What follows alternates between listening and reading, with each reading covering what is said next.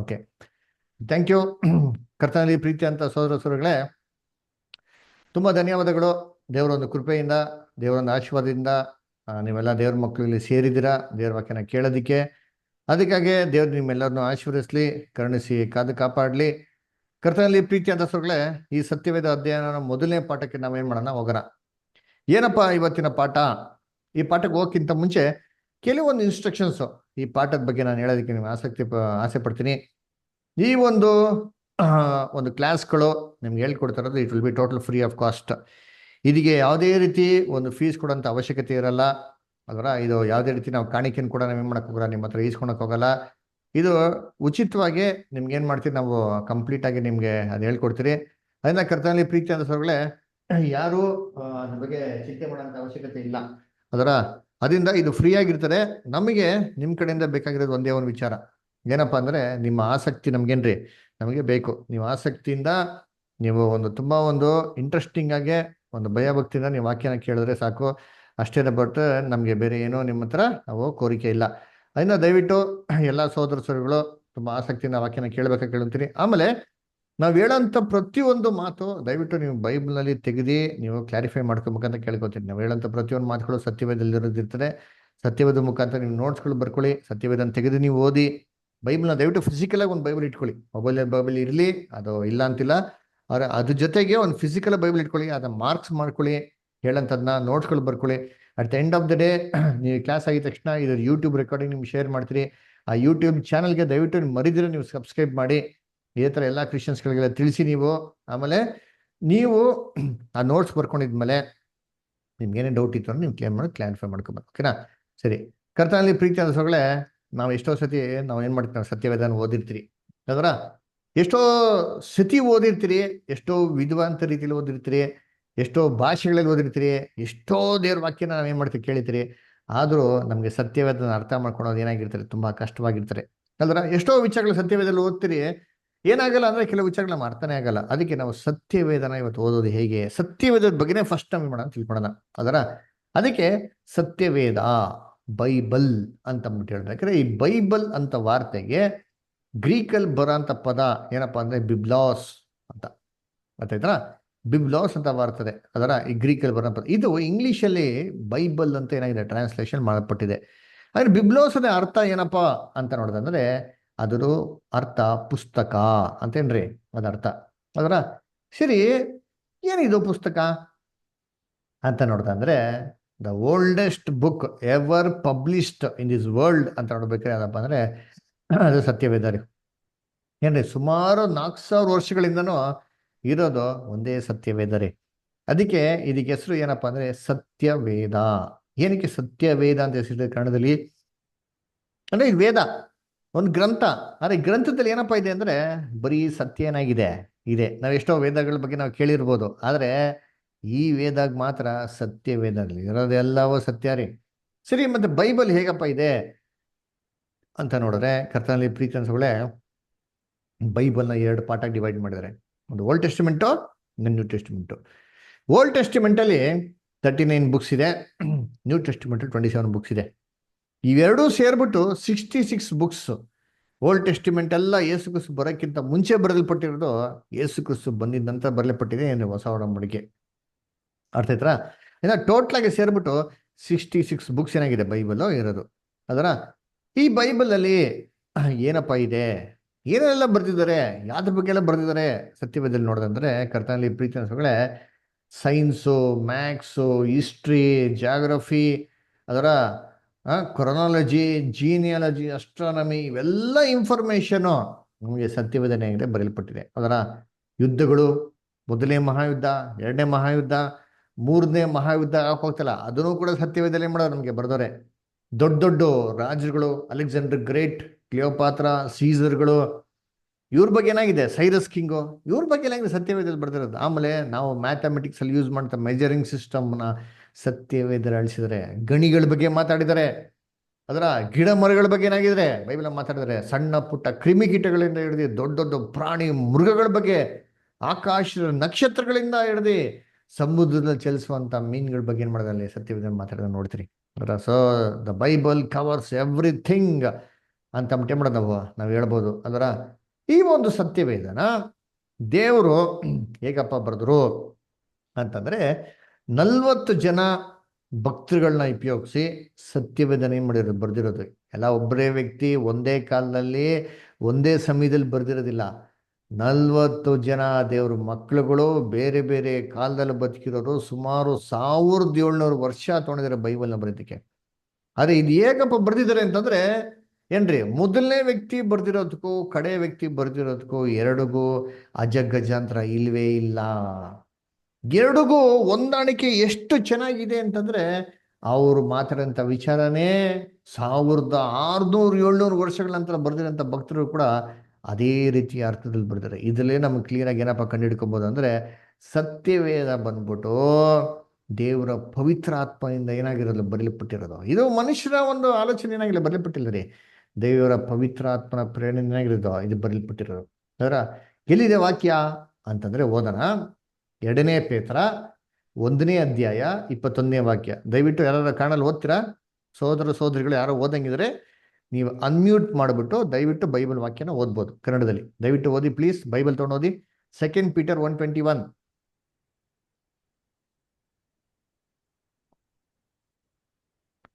ಓದ್ರಿ, ಯಾರು ಓದ್ತೀರಾ ಬೈಬಲ್? ಬೇಬಿ ಸಿಸ್ಟರ್ ಯಾರೋ ಓದ್ತೀರಾ? ಹಾ, ಓದ್ರಿ ಓದ್ರಿ ಓದ್ರಿ. Anybody can read. ಓದ್ಲಾ ಬ್ರದರ್? 2 ಪೇತ್ರ ಎಷ್ಟು ಬ್ರದರ್? 2 ಪೇತ್ರ ಸೆಕೆಂಡ್ ಪೀಟರ್ ಎರಡು first chapter 21st verse. 2 Peter 1:21. ಇದಕ್ಕಾಗಿಯೇ ನೀವು ಯಾಕಂದ್ರೆ ಕರೆಯಲ್ಪಟ್ಟಿರಿ. Second Peter, okay. ಓದಿ ರಂಗಸ್ವಾಮಿ ಬದರ್ ಓದಿ. 1:21 ಅಲ್ಲ?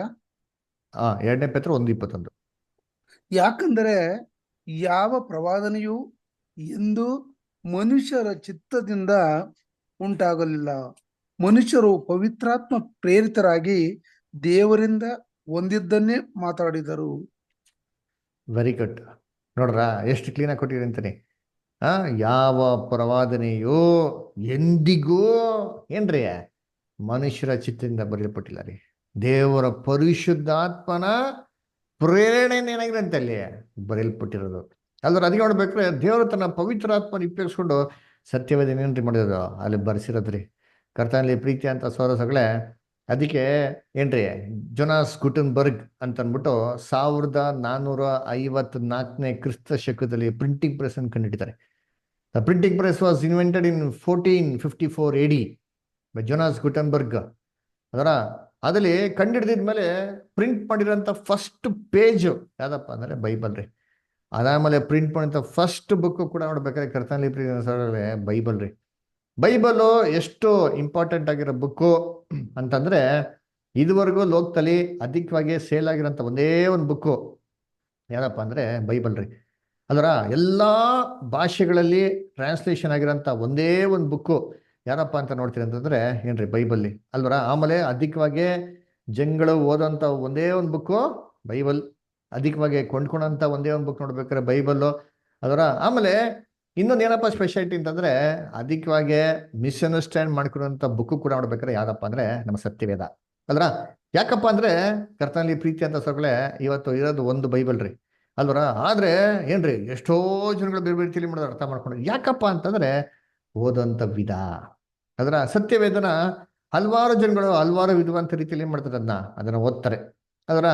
ಉದಾಹರಣೆಗೆ ಕೆಲವು ಜನ ಕ್ರೈಸ್ತವರು ಏನಪ್ಪ ಮಾಡ್ತಾರೆ, ಕ್ಯಾಲೆಂಡರ್ಲಿ ಒಂದು ವಾಕ್ಯ ಹಾಕಿರ್ತಾರೆ. ಆ ವಾಕ್ಯನ ಏನ್ ಮಾಡ್ತಾರೆ ಅವ್ರು ಓದ್ತಾರೆ ಅದರ. ಆ ವಾಕ್ಯನ ಓದ್ಬಿಟ್ಟು ಓ ಈ ದಿನ ನಮ್ಮ ದೇವರು ಆ ವಾಕ್ಯದ ಮುಖಾಂತರ ಮಾತಾಡಿದ್ದಾರೆ ಅಂತ ಅಂದ್ಬಿಟ್ಟು ಅಷ್ಟೇ ನಿಲ್ಸ್ಬಿಡ್ತಾರೆ ಅಷ್ಟೇ ಅದರ. ಆ ವಾಕ್ಯ ಮುಗೀತು, ಅದು ಅನುದಿನದ ಆಹಾರ, ದೇವ್ರು ನಮ್ಗೆ ಏನ್ ಮಾಡಿದ್ದಾರೆ ಆಹಾರನ ಕೊಟ್ಟಿದ್ದಾರೆ, ದಯಪಾಲಿಸಿದ್ದಾರೆ ಅಂತ ಏನ್ ಮಾಡಿದ್ರೆ ಅದು ವಾಕ್ಯ ಮುಗ್ದೋಯ್ತು ಅವತ್ತಿನ ಅಷ್ಟೇ ರೀ ಅದರ. ಇದು ಒಂದು ರೀತಿಯಲ್ಲಿ ಬೈಬಲ್ ಓದೋದಂತ ರೀತಿಲಿ. ಇನ್ನೊಂದು ಕೆಲವು ಜನ ಏನ್ರಿ ಇದಕ್ಕೆ ಸ್ವಲ್ಪ ಬೆಟರ್ ಆಗಿ ಇದಾರೆ. ಅವ್ರು ಹೆಂಗಪ್ಪ ಅಂತಂದ್ರೆ ಈ ಪರಲೋಕ ಮನ್ನಾ ಅಂತ ಒಂದು ಪುಸ್ತಕ ಬರ್ತಾವ್ರಿ ಅದರ. ಪರಲೋಕ ಮನ್ನಾ ಅಂತ ಪುಸ್ತಕ ಬಂದ್ಬಿಟ್ಟು ಆ ಪುಸ್ತಕದಲ್ಲಿ ತೊಗೊಂಡು ಏನ್ ಮಾಡ್ತಾರೆ ದಿನ ಒಂದೊಂದು ಪ್ಯಾರಾಗ್ರಾಫ್ ಹೊಡಿತಾರೆ, ಅದನ್ನ ಓದ್ಬಿಟ್ಬಿಡ್ತಾರೆ. ಅದು ಏನ್ ಹೇಳ್ತಾರೆ ಪರಲೋಕ ಮನ್ನಾ ಅಲ್ವರ. ಕರ್ತನಲ್ಲಿ ಪ್ರೀತಿ ಅಂತ ಸೋದರಗಳೇ ಏನ್ರಿ ಇದು ಬೈಬಲ್ ಓದಂತ ರೀತಿ. ಸಾಕು ಇಷ್ಟು ಬೈಬಲ್ ಓದಿತ್ತು ಅನ್ನೋದಿನ ಆಹಾರ ಸಿಕ್ಬಿಡ್ತು ಅಂತ ಅಂದ್ಬಿಟ್ಟು ಅದರ.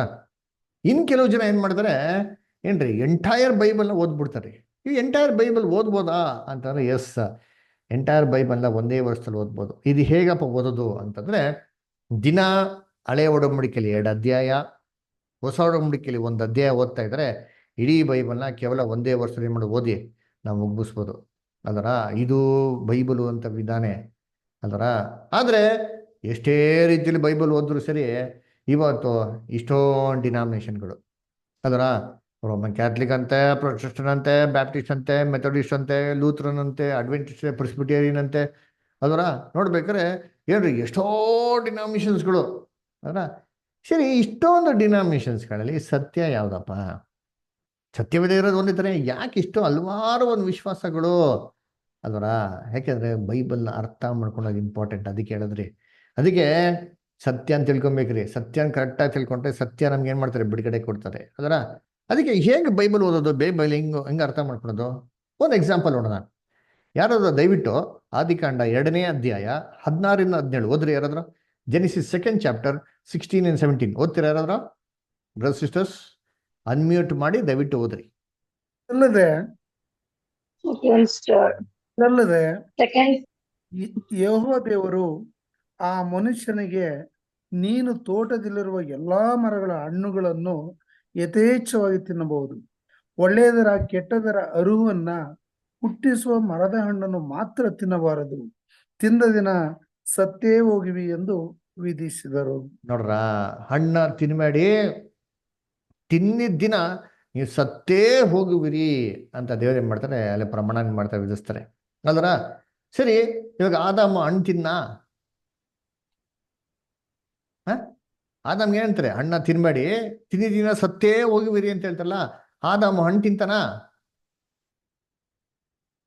ತಿಂತಾರೆ. ತಿಂತಾರೆ. Very good. ಸರಿ, ಆದಾಮ ಹಣ್ಣು ತಿನ್ನಿದ ದಿನಾನೇ ಸತ್ತೋಗ್ಬಿಟ್ನಾ? ಇಲ್ಲ ಇಲ್ಲ ಇಲ್ಲ.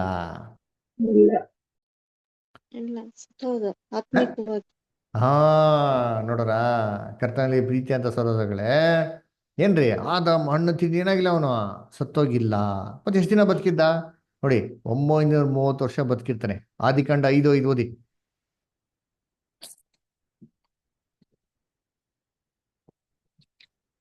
ಅವನು ಒಟ್ಟು 930 ವರ್ಷ ಬದುಕಿ ಸತ್ತನು.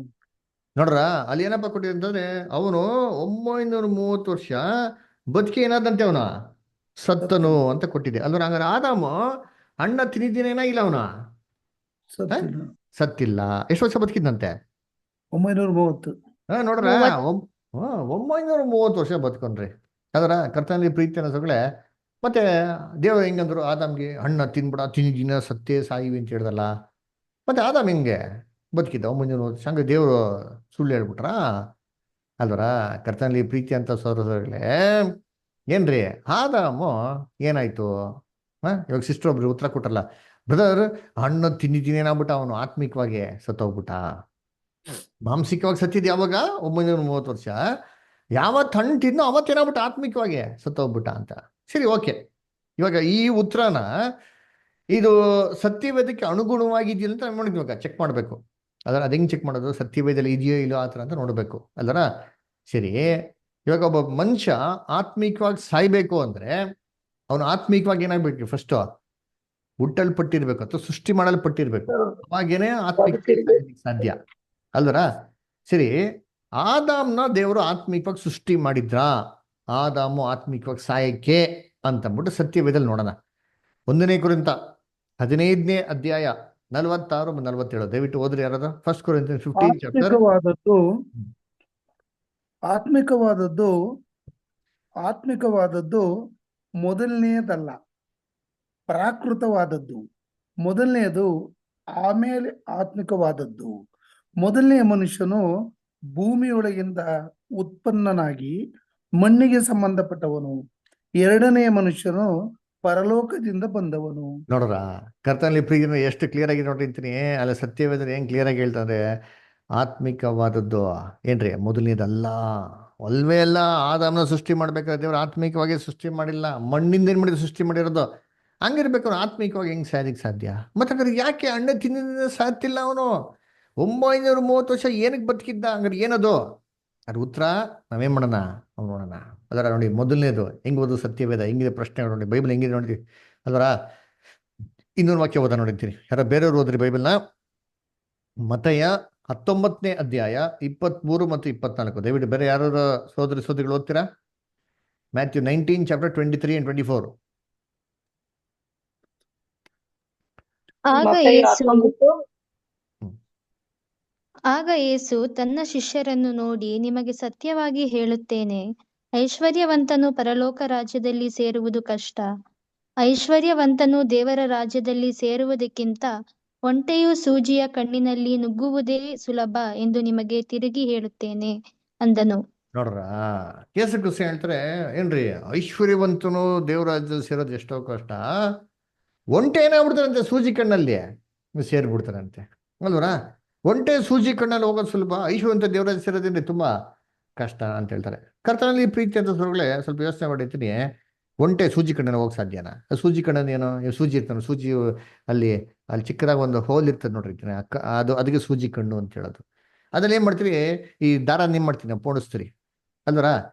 ಈ ಸೂಜಿ ಕಣ್ಣಲ್ಲಿ ದಾರ ಹೋಗೋದೇ ಕಷ್ಟ ಅಂತೀರಿ, ಈ ಒಂಟೆ ಹೆಂಗ್ ಹೋಗೋದು ಸಾಧ್ಯ? ಒಂಟೆ ಹೋಯ್ತದ? ಯೇಸು ಕ್ರಿಸ್ತ ತಮಾಷೆ ಮಾಡ್ತಾವ್ರ? ಯೇಸು ಕ್ರಿಸ್ತ ಹೇಳ್ತಾರೆ ನೋಡಿರ್ತೀನಿ, ಇಲ್ಲ ಇಲ್ಲ ಒಂಟೆ ಹೋಗ್ತದೆ, ಒಂಟೆ ಸುಲಭವಾಗಿ ಹೋಗ್ಬಿಡ್ತಾರಂತೆ. ನೋಡ್ರ, ನಮ್ಮ ಕರ್ತನೆ ಎಷ್ಟು ಚೆನ್ನಾಗಿ ಹೇಳ್ತಾರೆ, ಒಂಟೆ ಸೂಜಿ ಕಣ್ಣಲ್ಲಿ ಹೋಗೋದು ಸುಲಭ, ಇದಂಗೆ ಒಂಟೆ ಹೋಗಕ್ ಸಾಧ್ಯ? ಏನಂದ್ರೆ ದೊಡ್ಡದಾಗಿರ್ಬೇಕು ಸೂಜಿ, ದೊಡ್ಡದಾಗಿದ್ರೆ ಏನೋ ಹೋಗೋದಿಕ್ ಸಾಧ್ಯನಾ? ಏನ್ ಅರ್ಥ ಇದು? ಸತ್ಯವೇದನ ಹಿಂಗ ಅರ್ಥ ಮಾಡ್ಕೊಳೋದು ಅಲ್ವರ. ನೋಡ್ರಿ, ಇನ್ನೊಂದು ವಾಕ್ಯ ಓದೋಣ ಎಲ್ಲಪ್ಪ. ಸಾರಾಷ್ಟು ಓದಿ, ಮ್ಯಾಥ್ಯೂ 13:12 ಓದಿ. ಓದ್ತೀರಾ ಸಾರಾಷ್ಟು ಓದ್ತೀರಾ? ಓದ್ತೀನಿ. 13:12. ಮ್ಯಾಥ್ಯೂ 13:12. ಅವರಿಗೆ ಯಾಕೆಂದರೆ ಇದ್ದವನಿಗೆ ಕೊಡಲ್ಪಡುವುದು, ಅವನಿಗೆ ಮತ್ತು ಹೆಚ್ಚಾಗುವುದು, ಇಲ್ಲದವನ ಕಡೆಯಿಂದ ಇದ್ದರೂ ತೆಗೆಯಲ್ಪಡುವುದು. ನೋಡ್ರ, ಇಲ್ಲಿ ಹೇಳ್ತಾರೆ ಇದ್ದವನಿಗೆ ಕೊಡಲ್ಪಡುವುದು, ಇಲ್ಲದವನ ಹತ್ರ ಇರೋದನ್ನ ಕೂಡ ಏನ್ ಮಾಡ್ತಾರಂತೆ ತೆಗೆಯಲ್ಪಡುವುದು ಅಂತ ಹೇಳ್ತಾರೆ. ಏನಪ್ಪಾ ಇದೇನ್ ನ್ಯಾಯ ನೋಡ್ರಿ ಅಂತೀನಿ. ಯೇಸು ಕ್ರಿಸ್ತ ಹೇಳ್ತಾರೆ ಯಾರಿಗಿದೆಯೋ ಅವನಿಗೆ ಕೊಡ್ತಾರೆ ಅಂತೀರಿ. ಆಮೇಲೆ ಯಾರ ಹತ್ರ ಇಲ್ವೋ ಇರೋದನ್ನ ಕೂಡ ಏನ್ ಮಾಡ್ತಾರಂತೆ ತಗೊಂಡ್ಬಿಡ್ತಾರಂತೆ. ಇಲ್ಲ, ಇದೇನ್ ನ್ಯಾಯ ಯೋಚನೆ ಮಾಡ್ತೀನಿ, ಯಾರು ಕೊಡ್ಬೇಕು ಆಕ್ಚುಲಿ? ಯಾರಿಗಿಲ್ವೋ ಅವನ್ ತಾನೇ ಕೊಡ್ಬೇಕು ಅಲ್ವರ. ಆದ್ರೆ ಇಲ್ಲಿ ಬೈಬಲ್ ಹೇಳ್ತಾರೆ ಇರೋನ್ಗೆ ಕೊಡ್ತಾರಂತೆ, ಈ ಇಲ್ದಿರೋ ಹತ್ರ ಅದನ್ನ ತಗೊಂಡ್ಬಿಡ್ತಾರಂತಾರೆ. ಇದು ಯೋಚನೆ ಮಾಡಿರ್ತೀನಿ, ಏನೇ ಮತ್ತೆ ಸತ್ಯವೇದ ಹಿಂಗೆ ಅರ್ಥ ಮಾಡ್ಕೊಳೋದು ಅಲ್ವರ. ಕರ್ತನಲ್ಲಿ ಪ್ರೀತಿ ಅಂತ ಸಹೋದರ ಸಹೋದರಿಗಳೇ, ಅದಕ್ಕೆ ಸತ್ಯವೇದ ಏನಾಗಿರೋದು ಮೋಸ್ಟ್ ಮಿಸ್ಅಂಡರ್ಸ್ಟುಡ್ ಬುಕ್. ಈ ಥರ ನಾನು ನೋಡ್ತಿರೋದು ಎಷ್ಟೋ ಸ್ಯಾಂಪಲ್ ರೀ, ಈ ಥರ ಬೈಬಲ್ನಲ್ಲಿ ಎಷ್ಟೋ ವಾಕ್ಯಗಳೇನಾಗಿದೆ ಇದೆ ರೀ. ಆದರೆ ಇದನ್ನ ಅರ್ಥ ಮಾಡ್ಕೊಳೋದು ಏನಾಗಿದೆ ತುಂಬ ಕಷ್ಟವಾಗಿದೆ. ಯಾಕೆ ಅಂತಂದರೆ ಸತ್ಯವೇದನ ಅರ್ಥ ಮಾಡ್ಕೊಳಕ್ಕೆ ಒಂದು ವಿಧ ಅಂತ ಇದೆ ರೀ. ಅದನ್ನು ಅರ್ಥ ಮಾಡ್ಕೊಂಡ್ರೆ ಇವೆಲ್ಲ ನಮಗೇನಂತ ಕ್ಲಿಯರಾಗಿ ಅರ್ಥ ಆಗ್ತದೆ. ಅದೇನಪ್ಪ ಅದು? ಅದು ಹೆಂಗೆ ಅರ್ಥ ಮಾಡ್ಕೊಳೋದು? ಯಾರ ಹತ್ರ ಕೇಳಬೇಕು? ಯೇಸು ಕ್ರಿಸ್ತ ಹೇಳ್ತಾರೆ ಕೇಳಿ ನಿಮ್ಗೇನಾಗ್ತದೆ? ಕೇಳಿದ್ರೆ ಸಿಕ್ಕುತ್ತೆ. ಕೇಳಿದ್ರೆ ಸಿಗ್ತದೆ. ತಟ್ಟಿರಿ ತೆರೆಯಲ್ಪಡುತ್ತೆ, ಕೇಳಿದ್ರೆ ಕೊಡಲ್ಪಡುತ್ತದೆ. Very good. ಕೇಳ್ರಿ ನಿಮ್ಗೆ ಸಿಗ್ತದೆ, ತಟ್ರಿ ತೆರೆಯಲ್ಪಡ್ತದೆ ಅಲ್ವರ. ಏನ್ ಮಾಡ್ಬೇಕು ಇವಾಗ? ಯೇಸು ಕರ್ತನ ಕೇಳಬೇಕು. ಸ್ವಾಮಿ ಇವೆಲ್ಲ ಪ್ರಶ್ನೆಗಳು ನಮ್ಗೆ ಏನ್ ಮಾಡಿ ಸತ್ಯವಾದ ಉತ್ತರ ಕೊಡಿ ಅಂತ ಏನ್ ಮಾಡ್ತಾರೆ ಅವರು?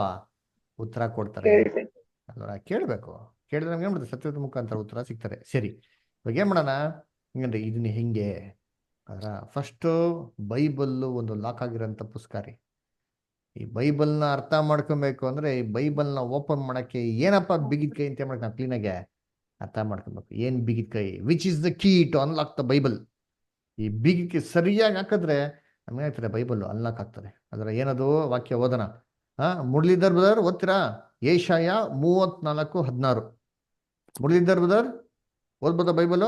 ಐಸಾಯ 34:16.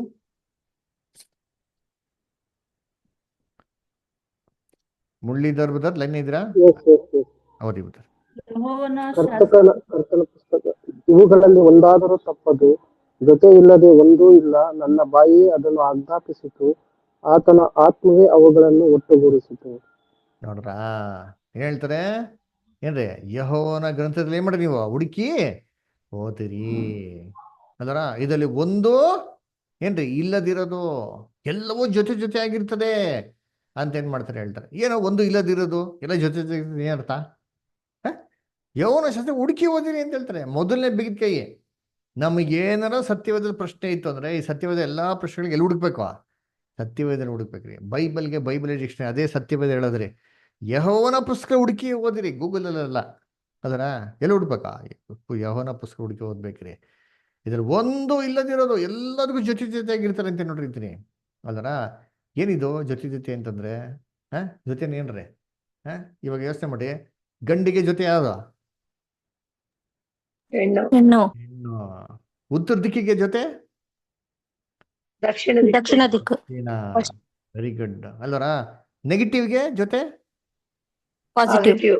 ಪಾಸಿಟಿವ್. ಇದೇ ತರ ಪ್ರಶ್ನೆಗೆ ಜೊತೆ ಯಾವ್ದು? ಉತ್ತರ. ಉತ್ತರ.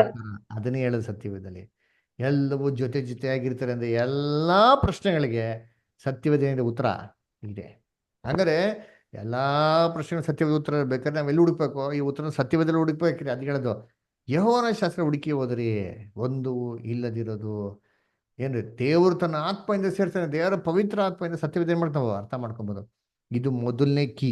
ದಯವಿಟ್ಟು ಮನಸ್ಸಲ್ಲಿ ಎಲ್ಲ ಜ್ಞಾಪನ ಇಟ್ಕೊಳ್ಳಿ. ಬೈಬಲ್ನ ಫಸ್ಟ್ ಅರ್ಥ ಮಾಡ್ಕೊಬೇಕಂದ್ರೆ ಬೈಬಲ್ ಡಿಕ್ಷನರಿ.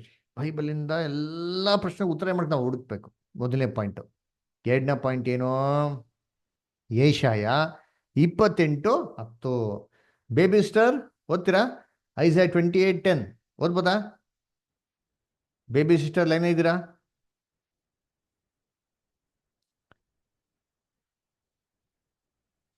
Baby sister. ಆಜ್ಞೆಯ ಮೇಲೆ ಆಜ್ಞೆ, ಸ್ತೋತ್ರದ ಮೇಲೆ ಸ್ತೋತ್ರ, ಸೂತ್ರದ ಮೇಲೆ ಸೂತ್ರದ ಮೇಲೆ ಸೂತ್ರ, ಸೂತ್ರದ ಮೇಲೆ ಸೂತ್ರ. ಇಲ್ಲಿ ಸ್ವಲ್ಪ ಅಲ್ಲಿ ಸ್ವಲ್ಪ ಪ್ರಕಟಿಸುತ್ತಾನಲ್ಲ ಇತ್ಯಾದಿ. ನೋಡ್ರ, ಸತ್ಯವೇದದಲ್ಲಿ ಎರಡನೇ ಬೀದಿಕೆ ಏನಪ್ಪಾ ಅಂದ್ರೆ, ಸತ್ಯವೇದನ ಹೇಗಪ್ಪ ಓದ್ಬೇಕು ಅಂತಂದ್ರೆ ಇಲ್ಲಿ ಸ್ವಲ್ಪ ಅಲ್ಲಿ ಸ್ವಲ್ಪ, ಆಜ್ಞೆ ಮೇಲೆ ಆಜ್ಞೆ ಅಲ್ರ, ಸೂತ್ರದ ಮೇಲೆ ಸೂತ್ರ ಅಲ್ರ, ಇಲ್ಲಿ ಸ್ವಲ್ಪ ಅಲ್ಲಿ ಸ್ವಲ್ಪ. ಕರ್ತನಲ್ಲಿ ಪ್ರೀತಿ ಅನ್ನೋಳೆ ಸತ್ಯವೇದನ ಹೀಗೆ ಓದ್ಬೇಕ್ರಿ. ಇಲ್ಲಿ ಸ್ವಲ್ಪ ಅಲ್ಲಿ ಸ್ವಲ್ಪ. ಯಾಕಪ್ಪ ಇಲ್ಲಿ ಸ್ವಲ್ಪ ಅಲ್ಲಿ ಸ್ವಲ್ಪ ಅಂತಂದ್ರೆ, ಸತ್ಯವೇದನ ಬರ್ದಿರೋದು ಹೇಗೆ ಬರ್ದಾರೆ? ಇಲ್ಲಿ ಸ್ವಲ್ಪ ಬರ್ದಾರೆ, ಅಲ್ಲಿ ಸ್ವಲ್ಪ ಏನಾಗಾರೆ ಅಲ್ಲಿ ಬರ್ತಾರೆ. ಅಂದ್ರೆ ನಾವೆಲ್ಲ ನೆನ್ಸ್ಕೊಂಡಾಗೆ ನ್ಯೂಸ್ ಪೇಪರ್ ಬರ್ದಿರೈತಾರೆ, ಬೈಬಲ್ ಬರ್ದಿಲ್ಲ ರೀ. ನ್ಯೂಸ್ ಪೇಪರ್ ಓದ್ರೆ ಹೆಂಗಿದೆ ಅಂತೀನಿ, ಬೆಳಿಗ್ಗೆ ಸ್ಟಾರ್ಟಿಂಗ್ ಪೇಜಿಂದ ಎತ್ಕೊಂಡ್ರೆ ಎಂಡಿಂಗ್ ಪೇಜ್ ಕ್ಲೀನ್ ಸಿಸ್ಟಮೆಟಿಕ್ ಬರ್ಕೊಂಡು. ಹಂಗಲ್ಲ ಸತ್ಯವೇದ ಬರ್ದಿರೋದು. ಸತ್ಯವೇದ ಬರ್ದಿರೋ ಇಲ್ಲಿ ಸ್ವಲ್ಪ ಅಲ್ಲಿ ಸ್ವಲ್ಪ. ಎರಡನೇ ಬಿಗಿದ ಕೈ ಚೆನ್ನಾಗಿ, ಎರಡನೇ ಕೋಡ್ ಬೈಬಲ್ ಅರ್ಥ ಮಾಡ್ಕೊಂಡು ಇಲ್ಲಿ ಸ್ವಲ್ಪ ಅಲ್ಲಿ ಸ್ವಲ್ಪ ಚೆನ್ನಾಗಿ ಜ್ಞಾಪನ ಇಟ್ಕೊಳ್ಳಿ. ಮೂರನೇದು ಏನಪ್ಪಾ ಅಂದ್ರೆ, ಸರಿಯಾಗಿ ವಿಭಾಗಿಸಿ ಏನ್ ಮಾಡಬೇಕು? ಓದ್ಬೇಕು. ಎಲ್ಲಿದೆ? 2 ತಿಮೋತಿ 2:15. ಬೇಬಿ ಸಿಸ್ಟರ್ ಓದ್ಬೋದಾ? 2 ತಿಮೋತಿ 2:15. ಆಮೇಲೆ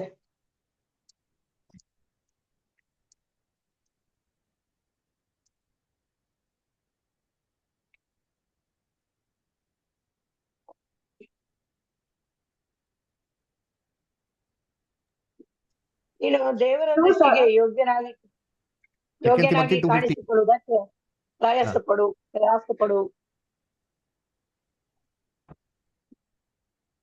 ಓದ್ರಿ, ಪೂರ್ತಿ ಓದ್ರಿ. ನೀನು ದೇವರ ದೃಷ್ಟಿಗೆ ಯೋಗ್ಯನಾಗಿ ಕಾಣಿಸಿಕೊಳ್ಳುವುದಕ್ಕೆ ಪ್ರಯಾಸಪಡು. ಅವಮಾನಕ್ಕೆ ಗುರಿಯಾಗದ ಕೆಲಸದವನು, ಸತ್ಯವಾಕ್ಯವನ್ನು ಸರಿಯಾಗಿ ಉಪದೇಶಿಸುವವನು ಆಗಿರುವನು. ನೋಡ್ರ, ಸತ್ಯವಾಕ್ಯನ ಸರಿಯಾಗಿ ಉಪದೇಶ ಮಾಡೋನಾಗಿರ್ಬೇಕಂತೆ ಅಲ್ಲರ. ಅದಕ್ಕೆ ಏನ್ ಹೇಳ್ತಾರೆ? ಅದಕ್ಕೆ ಸರಿಯಾಗಿ ವಿಭಾಗಿಸಿ ಓದ್ಬೇಕು ಅಂತ ಹೇಳ್ತಾರೆ. ಇಂಗ್ಲಿಷ್ ಬರ್ತಾರೆ, study to show thyself approved, workman that needed not to be ashamed, rightly dividing the work of truth ಅಂತ ಹೇಳ್ತಾರೆ. ಅಂದ್ರೆ ಸತ್ಯವೇದನ ಸರಿಯಾಗಿ ವಿಭಾಗಿಸಿ ಓದ್ಬೇಕಂದ್ರೆ ಇದು ಮೂರನೇ ಬಿಗಿದ ಕೈ ರೀ. ಅರ್ಥ ಮಾಡ್ಕೊಂಡು ಇವಾಗ 3 ಬಿಗಿದ ಕೈ ನೋಡಿದಿರಿ. ಈ 3 ಪಾಯಿಂಟ್ ನಾವು ಸತ್ಯವೇದ ಓದ್ಬೇಕಾದ್ರೆ ಅರ್ಥ ಮಾಡ್ಕೊಂಡ್ರೆ, ಮೈಂಡಲ್ಲಿ ಇಟ್ಕೊಂಡ್ರೆ ಸತ್ಯವೇದ ಕ್ಲೀನಾಗಿ ನಮ್ಗೆ ಏನಾಗ್ತಾರೆ? ಅರ್ಥ ಆಗ್ತಾರೆ. ಹೇಗೆ ಅಂತಂದ್ರೆ ನೋಡಿ, ಫಸ್ಟ್ 3 ಪ್ರಶ್ನೆ ನೋಡೋಲ್ಲ, ಆ 3 ಪ್ರಶ್ನೆಗಳಿಗೆ ಈ ಬಿಗಿದ ಕೈನ ಹಾಕಿ ಹೆಂಗೆ ಅರ್ಥ ಮಾಡ್ಕೊಂಡು ನೋಡೋಣ. ಮೊದಲನೇ ಪ್ರಶ್ನೆ ನೋಡಿದ್ರಿ, ಹಣ್ಣ ತಿನ್ಬೇಡ ಅಂತಂದ್ರು, ತಿನ್ನ ದಿನ ಸತ್ತೇ ಸಾಯಿವೆ ಅಂತಂದ್ರು. ಆದರೆ ಆದಾಮು ಹಣ್ಣ ತಿಂದ ಬದುಕಿದ್ದ. ಹೇಗೆ ಅಲ್ಲರ? ಆತ್ಮಿಕವಾಗಿ ಸಾಯೋದಿಕ್ಕೆ ಸಾಧ್ಯನೇ ಇಲ್ಲ, ಯಾಕಂದ್ರೆ ಆತ್ಮಿಕವಾಗಿ ಸೃಷ್ಟಿ ಮಾಡಲೇ ಪಟ್ಟಿಲ್ಲ. ಮತ್ತೆ ಹಂಗಾದ್ರೆ ಉತ್ತರ ಏನು ಅಂತಂದ್ರೆ, ನಮ್ಗೆ ಉತ್ತರ ಎಲ್ಲಿ ನೋಡ್ಬೇಕು? ಸತ್ಯವೇದ ನೋಡ್ಬೇಕು. ಸತ್ಯವೇದಕ್ಕೆ ಯಾವುದು ಉತ್ತರ? ಸತ್ಯವೇದನೆ. ಸತ್ಯವೇದಕ್ಕೆ ಡಿಕ್ಷನರಿ ಯಾವುದು? ಸತ್ಯವೇದನೆ. ಹಾ ಅಲ್ವರ. ಈ ಪ್ರಶ್ನೆಗೆ ಸತ್ಯವೇದನೆ ಮೇಲೆ ನಾವು ಉತ್ತರ ನೋಡಬೇಕು ಅಲ್ವರ.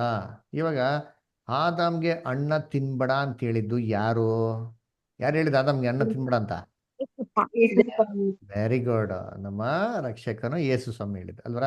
ಇವಾಗ ನೀವೇ ಹೇಳ್ರಿ, ಯೇಸು ಸ್ವಾಮಿಗೆ ಒಂದು ದಿನ ಅಂದ್ರೆ ಎಷ್ಟು ವರ್ಷ? 1000 ವರ್ಷ. 1000 ವರ್ಷ. Very good. ಅದರ ಬೈಬಲ್ ಐತ ಅದು 1000 ವರ್ಷ ಯೇಸು ಕ್ರಿಸ್ತನಿಗೆ ಒಂದು ದಿನ ಅಂದ್ರೆ 1000 ವರ್ಷ ಅಂತ ಬೈಬಲ್ ಇದೆಯಾ? ಇದೆ ಹೌದು, ಇದೆ. ಓದ್ರಿ 2 ಪೇತ್ರ 3:8 ಓದ್ರಿ ಯಾರಾದ್ರೂ. ಪ್ರಿಯರೇ, ಆದರೆ ಕರ್ತನ ಎಣಿಕೆಯಲ್ಲಿ ಹ್ಮ್ ಓದಿ ಒಂದು ಓದಿ. ದಿನವು 1000 ವರ್ಷಗಳಂತೆಯೂ 1000 ವರ್ಷಗಳು ಒಂದು ದಿನದಂತೆಯೂ ಅವೆ ಎಂಬುದನ್ನು ಮಾತ್ರ ಮರೆಯಬೇಡಿರಿ. ಎಂಬುದನ್ನು ಮಾತ್ರ ಮಡಿಬೇಡಿರಿ. ಕರ್ತನಿಗೆ ಒಂದು ದಿನ ಅಂದ್ರೆ 1000 ವರ್ಷ, 1000 ವರ್ಷ ಅಂದ್ರೆ ಒಂದಿನ ಅಂದ್ಬಿಟ್ಟು ಯಾವತ್ತೂ ಮರಿಬೇಡಿ ಅಂತ ಹೇಳ್ತಾರೆ. ಕರ್ತನಲ್ಲಿ ಪ್ರೀತಿ ಅಂತ ಸೋರಸೊಳಗಡೆ ನಮ್ಮ ಕರ್ತನಿಗೆ ಒಂದಿನ ಏನ್ರಿ 1000 ವರ್ಷ. ಹಾಗಾದ್ರೆ ಆದಾಮ್ಗೆ ಹೇಳಿದ್ ಯಾರು ಹಣ್ಣ ತಿನ್ಬೇಡ ಅಂತ? ನಮ್ಮ ಕರ್ತನು. ನನ್ನ ಕರ್ತನ ದೃಷ್ಟಿಯಲ್ಲಿ ಒಂದಿನ ಏನ್ರಿ 1000 ವರ್ಷ. ಅದಕ್ಕೆ ಯೇಸು ಕ್ರಿಸ್ತ ಹೇಳಿದ್ರು ಹಣ್ಣ ತಿನ್ಬೇಡ, ತಿನ್ನಿದ ದಿನದಲ್ಲಿ ಅಂದರೆ 1000 ವರ್ಷದೊಳಗೆ ನೀವೇ ಯಾಕೆ ಸತ್ತೇ ಸಾಯಿವಿ ಅಂತಂದ್ರು. ಅದಕ್ಕೆ ನೀವು ಅಬ್ಸರ್ವ್ ಮಾಡಿ, ಯಾವುದೇ ಮನುಷ್ಯ 1000 ವರ್ಷಕ್ಕೆ ಮೇಲ್ಪಟ್ಟು ಬದುಕಿದ್ದೇ ಬೈಬಲ್ ರೆಕಾರ್ಡ್ ಇಲ್ಲ. ಮ್ಯಾಕ್ಸಿಮಮ್ ಬದುಕಿದ್ದು ಯಾರಪ್ಪ ಅಂದ್ರೆ ಮೆಥುಸೆಲಹ್ 969 ವರ್ಷ ಬದುಕ್ತಾರೆ. ಅವ್ರು ಎಲ್ಲರೂ 1000 ವರ್ಷ ಒಳಗಡೆ ಏನಾಗ್ತಾರೆ? ತೀರೋಗ್ತಾರೆ. ಯಾಕಂತಂದ್ರೆ ಆ ಮಾತನ್ನು ಹೇಳಿರೋದು ನಮ್ಮ ರಕ್ಷಕರು, ನಮ್ಮ ಕರ್ತನಾಗಿರಂತ ಯೇಸು ಸ್ವಾಮಿ. ನೋಡಿ, ಯೌವನ ಶಾಸ್ತ್ರ ಹುಡುಕಿ ಏನ್ ಮಾಡ್ಬೇಕು? ಓದ್ಬೇಕು. ಒಂದು ಪ್ರಶ್ನೆಗೆ ಉತ್ತರ ಅಲ್ಲೇ ಕೊಟ್ಟಿರಲ್ಲ ರೀ. ಇಲ್ಲಿ ಸ್ವಲ್ಪ, ಅಲ್ಲಿ ಸ್ವಲ್ಪ, ಆದಿಕಾಂಡದಲ್ಲಿ ಸ್ವಲ್ಪ ಏನ್ರಿ, ಪೇತ್ರದಲ್ಲಿ ಸ್ವಲ್ಪ. ಅಲ್ವರ ಯೌವನ ಶಾಸ್ತ್ರ ಹುಡುಕಿ ಏನ್ ಮಾಡ್ಬೇಕು? ಓದ್ಬೇಕು. ಸರಿಯಾಗಿ ವಿಭಾಗಿಸಿ ಮಾಡ್ಬೇಕು, ಓದ್ಬೇಕು ಅಲ್ವರ. ಸರಿ ನೋಡಿ, ಫಸ್ಟ್ ಪ್ರಶ್ನೆಗೆ ಈ ಕರೆಕ್ಟಾಗಿ 3 ಕೋಡ್ಗಳು ಹಾಕ್ರಿ, ಕ್ಲೀನಾಗಿ ಏನೈತೆ ಅರ್ಥ ಆಯ್ತು. ಇವಾಗ 2ನೇ ಪ್ರಶ್ನೆಗೆ ಬರೋಣ. ಏನಪ್ಪ 2ನೇ ಪ್ರಶ್ನೆ? ಒಂಟೆ ಸೂಜಿ ಕಣ್ಣಲ್ಲಿ ಹೋಗೋದು ಅಲ್ವರ. ಸರಿ, ಸೂಜಿ ಕಣ್ಣಲ್ಲಿ ದಾರ ಹೋಗೋದೇ ಕಷ್ಟ, ಒಂಟೆ ಹಿಂಗೆ ಹೋಗ್ಬಿಡ್ತು, ಏನರ್ಥ ಇದು ಅಂತಂದ್ರೆ ನಾವು ಕೆಲವು ವಿಚಾರ ಅರ್ಥ ಮಾಡ್ಕೊಬೇಕು. ಯೇಸು ಕ್ರಿಸ್ತು ಭೂಲೋಕದಲ್ಲಿ ಇರ್ಬೇಕಾದ್ರೆ ಅವರು ಮಾತಾಡ್ಬೇಕಾದ್ರೆ ಯೆರೂಸಲೇಮ್ನಲ್ಲಿ ಇಸ್ರೇಲಲ್ಲಿ ಅಂತ ಸನ್ನಿವೇಶಗಳನ್ನ ತಗೊಂಡೇ ಏನ್ ಮಾಡಿದವರು ಮಾತಾಡಿರೋದು ಅದರ. ಇಲ್ಲೂ ಕೂಡ ಯೇಸು ಕ್ರಿಸ್ತು ಯೆರೂಸಲೇಮ್ ಬಗ್ಗೆ ವಿಚಾರನ ಏನ್ ಮಾಡಿದ ಕುರಿತು ಮಾತಾಡ್ತಾ ಇರೋದು. ಏನಪ್ಪ ಅದು ಅಂತಂದ್ರೆ ನಮಗೆಲ್ಲ ಚೆನ್ನಾಗಿ ಗೊತ್ತು. ಯೆರೂಸಲೇಮ್ಗೆ ಕೋಟೆ ಇತ್ತು ನೋಡಿ, ಈ ತರ ಇತ್ತು ಫೋಟೋ. ಕೋಟೆ ಫೋರ್ಟ್ ಹಿಂಗಿತ್ತು ನೋಡಿ, ಆಯ್ತಾ. ಈ ಕೋಟೆಗೆ 12 ಬಾಗಿಲಿತ್ತು. ಎಷ್ಟು ಬಾಗಿಲಿತ್ತು? 12 ಬಾಗಿಲಿತ್ತು. ಇದು ನೆಹೆಮಿಯ ಪುಸ್ತಕದಲ್ಲಿ ಬರ್ತಾರೆ. ದಯವಿಟ್ಟು ಫ್ರೀ ಇರ್ಬೇಕು ಓದಿ, ನಮಗೆ ಟೈಮ್ ಸಾಲದಿರೋಣ ವಾಕ್ಯನ ಓಡಿಸ್ತಿಲ್ಲ ಅಷ್ಟೇ. ಆದರೆ ನೆಹೆಮಿಯ ಪುಸ್ತಕದಲ್ಲಿ 12 ಗೇಟ್ಗಳ ಬಗ್ಗೆ ಏನ್ ಮಾಡ್ತಾರೆ ಬರ್ತಾರೆ. ಯೆರೂಸಲೇಮ್ ಕೋಟೆಗೆ ಸುತ್ತಿರೋಂಥ 12 ಗೇಟ್ಗಳು. ಓಕೆನಾ? ಸರಿ, ಈ 12 ಗೇಟು ಹೇಗಿತ್ತು ಅಂತ ನೋಡಿದ್ರೆ ಈ ತರ ಇರ್ತೈತೆ ನೋಡ್ರಿ. ಗೇಟು ಕೋಟೆ ಇರ್ತೈತೆ, ಕೋಟೆಗೆ ಏನಂತ ಗೇಟ್ ಇಗ್ತಾ ಇತ್ತು ಅದರ. ಈ ಕೋಟೆ ಬಾಗಿಲು ನೇಮ್ ಮಾಡೋರು ಬೆಳಿಗ್ಗೆ ತೆಗೆದ್ಬಿಡೋರಿ ಅದರ. ಅದ್ರ ಸಾಯಂಕಾಲ 6 ಗಂಟೆ ಆಗಿದ್ದ ತಕ್ಷಣ ಈ ಗೇಟ್ ನಿಮ್ಮ ಬಿಡೋರು ಮುಚ್ಚಿಬಿಡೋರು ನೋಡ್ರಿ. ಅದರ ಮುಚ್ಚಿಬಿಟ್ಟ ಅಂದ್ರೆ ಜನಗಳು ಹೋಗೋದು ಬರೋದು ಹಿಂಗೆ ಅಲ್ವರ. ಆ ಜನಗಳು ಹೋಗಿ ಬರೋಕ್ಕಾಗಲ್ವಲ್ಲ. ಆ ಕಾಲದಲ್ಲಿ ಏನಕ್ಕೆ ಮುಚ್ಚಿಬಿಡೋರು ಅಂತಂದ್ರೆ ಲೈಟ್ ಇಲ್ಲ, ಹೇಳ್ತಾರೆ ಎಲೆಕ್ಟ್ರಿಸಿಟಿ ಇಲ್ಲ, ದೀಪಗಳಿರೋದು. ಅದಕ್ಕೆ ಕತ್ಲಾಗ್ಬಿಟ್ರೆ ಎಲ್ಲಿ ಶತ್ರುಗಳು ಬಂದು ಹೊಡೆ ನುಗ್ಬಿಟ್ಟು ಆಕ್ರಮಿಸ್ಬಿಡ್ತಾರ ಅಂತ ಮಾಡಿದ್ರೆ ಈ ಹೆಬ್ಬಾಗಿಲು ಮುಚ್ಚಿಬಿಡೋಣ ಅಂತೀನಿ. ಆ ಜನಗಳ ಹೋರಾಟ ಹೆಂಗೆ ಆವಾಗ ಓಡಾಡೋದು ಹೆಂಗಪ್ಪ ಅಂತಂದ್ರೆ ಆ ಕೋಟೆ ಬಾಗಿಲು ಪಕ್ಕದಲ್ಲಿ ಚಿಕ್ಕದಾಗಿ ಒಂದು ಸಣ್ಣದಾಗಿ ಏನ ಮಾಡಿದ್ರು, ಒಂದು ಬಾಗಿಲು ಇಟ್ಟಿದ್ರು. ಆ ಬಾಗಿಲ ಹೆಸರು ಏನಂತಂದ್ರೆ ಸೂಜಿಯ ಕಣ್ಣು. ಆ ಸೂಜಿಯ ಕಣ್ಣು ಬಗ್ಗೆನೇ ಯೇಸು ಕ್ರಿಸ್ತು ಏನ್ ಮಾಡ್ತಾ ಇರೋದು ಅಲ್ಲಿ ಹೇಳ್ತಾ ಇರೋದು ಅಲ್ವರ. ಸರಿ, ಇದನ್ನ ಸೂಜಿ ಕಣ್ಣು ಅಂತ ಏನ್ ಮಾಡೋರು ಅಲ್ಲಿ ಕಳೆಯೋರು. ಸರಿ, ಇದನ್ನ ಒಂಟೆಗೆ ಏನಕ್ಕೆ ಹೋಲಿಸಿದ್ರು ಅಂತಂದ್ರೆ ನೀವ್ ಹೇಳ್ರಿ, ನಿಮ್ಗೆಲ್ಲ ಪ್ರಶ್ನೆ ಕೇಳ್ತೀನಿ, ನೀವೆಲ್ಲ ಬೈಬಲ್ ಓದಿದ್ದೀರಾ ಅಂತ ತಿಳ್ಕೊಂತೀನಿ ಅದರ. ಹಳೆ ಕಾಲದಲ್ಲಿ ಜನಗಳು ಏನ್ರಿ ದೊಡ್ಡ ದೊಡ್ಡ ಶ್ರೀಮಂತರು ಯಾವ ಪ್ರಾಣಿ ಮೇಲೆ ಪ್ರಯಾಣ ಮಾಡೋರು? ಶ್ರೀಮಂತರು ಯಾವ ಪ್ರಾಣಿ ಮೇಲೆ ಪ್ರಯಾಣ ಮಾಡೋರು? ಒಂಟೆ. ಕುದುರೆ. ಹಾ ಆಯ್ತು, ಕುದುರೆ, ಒಂಟೆ ಆಯ್ತಪ್ಪ. ಬಡವರು ಕತ್ತೆ. ಕತ್ತೆ. ಪರವಾಗಿಲ್ಲಪ್ಪ, ನೀವೆಲ್ಲ ಬೈಬಲ್ ಓದ್ತೀರಾ ಹಂಗಾರೆ, ವೆರಿ ಗುಡ್ ಅಲ್ವರ. ಅದಕ್ಕೆ ಯೇಸು ಕ್ರಿಸ್ತು ಕತ್ತೆ ಮೇಲೆ ಬಂದಿದ್ದು ನೋಡ್ರ. ದೀನನು ಅಲ್ವರ ಏನ್ರಿ ಅಂತ ಬೈಬಲ್ ಹೇಳ್ತಾರೆ. ಹಂಬಲ್ ಅಂಡ್ ಲೋಲಿ ಕತ್ತೆ ಮೇಲೆ ಬರ್ತಾರೆ ನೋಡ್ರಪ್ಪ ಅಂತ ಜಕೀರಲ್ಲಿ ಹೇಳ್ತಾರಲ್ಲ. Very good. ಶ್ರೀಮಂತ ಹೋಗ್ತಿರೋ ಒಂಟೆ ಮೇಲೆ ಅದ್ರ. ಇವಾಗ ಯೋಚನೆ ಮಾಡಿ, ಒಬ್ಬ ಶ್ರೀಮಂತ ಏನ್ರಿ ಒಂಟೆ ತಗೊಂಡು ದೂರ ದೇಶಕ್ಕೆ ಹೋದ್ರೆ ಅವ್ನ ತನಗೆ ಮನೆ ಬರಬೇಕಾದ್ರೆ ಬರೀ ಕೈನಲ್ಲಿ ಬರ್ತಾನ? ಒಂಟೆ ಮೇಲೆ ಫುಲ್ ನೋಡಾಕ ಬತ್ತನ್ರಿ. ಯೆರೂಸಲೇಮ್ ಬರ್ಬೇಕಾದ್ರೆ 6 ಗಂಟೆ ಆಗೋಯ್ತು, ಕೋಟೆ ಬಾಗಿಲು ಮುಚ್ಚಿಬಿಟ್ಟ ಅಂದ್ರೆ ಹೊರಡೆ ಹೆಂಗ್ ಹೋಗಕ್ ಸಾಧ್ಯ ಆಗಲ್ಲ. ಅವಾಗ ಅವ್ನು ಏನ್ ಮಾಡ್ಬೇಕು? ಒಂಟೆ ಮೇಲಿರೋಂಥ ಲೋಡೆಲ್ಲ ಫಸ್ಟ್ ತೆಗಿಬೇಕು. ಆಮೇಲೆ ಒಂಟೆನ ಆ ಚಿಕ್ಕ ಸೂಜಿ ಕನ್ನೋಡ ಏನ್ ಮಾಡ್ಬೇಕು ತೊಗೊಂಡೋಗ್ಬೇಕು, ತಿರ್ಗಾ ಲೋಡ್ ಎಲ್ಲ ತೊಗೊಂಡೋಗ್ಬೇಕು, ತಿರ್ಗಾ ಒಂಟೆ ಮೇಲೆ ಹಾಕ್ಬೇಕು, ಆಮೇಲೆ ಏನ್ಬೇಕು ಮನೆಗೆ ಹೋಗ್ಬೇಕು. ಒಬ್ಬ ಶ್ರೀಮಂತನು ಈ ತರ ಮಾಡ್ತಾನ ಅಂದ್ರೆ ಮಾಡ್ತಾ ಇರಲಿಲ್ಲ. ಅಯ್ಯೋ ಇರ್ಲಿ ಬಿಡಪ್ಪ, ಬೆಳಿಗ್ಗೆ ಹೋದ್ರೆ ಆಯ್ತು ಅಂತ ಅಂದ್ಬಿಟ್ಟು ಏನ್ ಮಾಡೋನು, ಆ ಯೆರೂಸಲೇಮ್ ಆಚ ಕಡೆ ಇರೋಂಥ ಛತ್ರದಲ್ಲಿ ಮಲಗ್ಬಿಡೋನು, ಬೆಳಿಗ್ಗೆ ಎದ್ಬಿಟ್ಟು ಏನ್ ಮಾಡೋನು ಹೋಗೋನು. ಅಲ್ವರ ಅದಕ್ಕೆ ಯೇಸು ಕ್ರಿಸ್ತ ಹೇಳಿದ್ದು, ಒಂದು ಒಂಟೆ ಸೂಜಿ ಕಣ್ಣಲ್ಲಿ ಹೋಗ್ಬಿಡ್ತಾರೆ, ಆದ್ರೆ ಶ್ರೀಮಂತನ ಹೋಗೋದು ಎಷ್ಟೋ ಕಷ್ಟ ಅಂತ ಏನಾಗಿದ್ದೋ. ಅರ್ಥ ಆಯ್ತಾ? ನಾನು ಬೈಬಲ್ ಹಿಂಗೆ ಓದ್ಬೇಕ್ರಿ, ಇಲ್ಲಿ ಸ್ವಲ್ಪ ಅಲ್ಲಿ ಸ್ವಲ್ಪ ನೋಡಿದ್ರಿ ಏನ್ರೆ ಮತ್ತೆ ಎಲ್ಲಿ ಬರ್ದಿರೋಂಥ ಒಂದು ಪ್ರಶ್ನೆಗೆ ನೇಮಿಯಾ ಪುಸ್ತಕದಲ್ಲಿ ಏನಾಗಿದೆ ಉತ್ತರ ಇದೆ ಅಲ್ವರ. ಅದು ನೋಡ್ಬೇಕಾರೆ ಯೌವನ ಶಾಸ್ತ್ರ ಹುಡುಕಿ ಓದ್ಬೇಕು, ಸರಿಯಾಗಿ ವಿಭಾಗಿಸಿ ಓದ್ಬೇಕು. ನೋಡ್ರಿ ಎರಡನೇ ಪ್ರಶ್ನೆ, ಮೂರನೇ ಪ್ರಶ್ನೆಗೆ ಬರೋದ ಏನಂದ್ರೆ, ಇದ್ದವನಿಗೆ ಕೊಡಲ್ಪಡ್ತದೆ, ಇಲ್ಲದವನ ಅಂತ ಇರೋದು ಕೂಡ ಏನ್ ಮಾಡ್ತಾರಂತೆ ತೆಗೆದು ಬಿಡ್ತಾರಂತೆ, ತೆಗೆಯಲ್ಪಡ್ತಾರೆ. ಇದೇನೋ ಇವಾಗ ಇದು ಯಾರ ಬಗ್ಗೆ ಮಾತಾಡ್ತವ್ರೆ? ಇವಾಗ ಯೋಚನೆ ಮಾಡಿ, ಈ ವಾಕ್ಯನ ಓದಿದ ತಕ್ಷಣ ನಮ್ಮ ಮೈಂಡಿಗೆ ಬರೋದು ಯೇಸು ಕ್ರಿಸ್ತು ಯಾರ ಬಗ್ಗೆ ಮಾತಾಡ್ತಾ ಇದಾರೆ ಅಂತ. ತಾಲಂಟುಗಳನ್ನು ಹಣ, ಕೊಟ್ಟು ಹಣ. ಫಸ್ಟ್ ಮೈಂಡಿಗೆ ಬರೋದು ಹಣ. ಹಣ, ದುಡ್ಡು, ಆಶೀರ್ವಾದ. ಯೇಸು ಕ್ರಿಸ್ತು ಯಾರಿಗೂ ಆಶೀರ್ವಾದ ಇರ್ತಾರೋ ಅವ್ರಿಗೆ ಕೊಡ್ತಾರಂತಪ್ಪ, ಯಾರಿಗೆ ಐಶ್ವರ್ಯ ಇರ್ತಾರೋ ಅವ್ರಿಗೆ ಕೊಡ್ತಾರೆ, ಇಲ್ದವನಿಗೆ ಏನು ಕೊಡೋದೇ ಇಲ್ಲ ಅಂದ್ರೆ ಕೈ ಕೇಳಿದ್ರೆ ಎಷ್ಟು ಬೇಜಾರಾಗ್ತಾರಲ್ಲ. ನಾವು ಹುಟ್ಬೇಕಾದ್ರೆ ಇದ್ದವ್ರಾಗ ಹುಟ್ಬಿಟ್ಟಿದ್ದೆ ಚೆನ್ನಾಗಿರೋದು, ಯೇಸು ಕ್ರಿಸ್ತಿನ ಕೊಡ್ತಾ ಇದಾರಲ್ಲ ಅನ್ಸದೆ ಅದಲ್ಲ. ಇವಾಗ ನೀವು ಯೋಚನೆ ಮಾಡಿ, ನೀವೆಲ್ಲ ಕ್ರಿಶ್ಚಿಯನ್ಸು ಅದರ ತುಂಬ ವರ್ಷದ ಸಭೆಗೆ ಹೋಗ್ತೀರಾ, ಬೈಬಲ್ ಓದ್ತಿದ್ದೀರಾ. ಯಾವ ಥರ ಬೈಬಲಲ್ಲಿ ಯೇಸು ಕ್ರಿಸ್ತು ಎಲ್ಲಾರೋ ದುಡ್ಡು ಬಗ್ಗೆ ಮಾತಾಡಿದಾರಾ?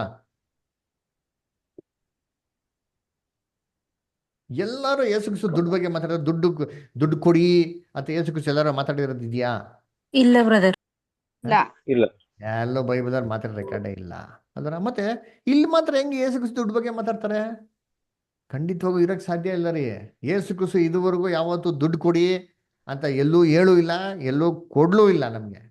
ಮತ್ತೆ ಹಂಗಾರೆ ಇದು ಯಾಕೆ ಹಿಂಗೆ ಹೇಳ್ತಾವ್ರೆ? ಅವಾಗ ಏನು ಮಾಡ್ಬೇಕು ನಾವು?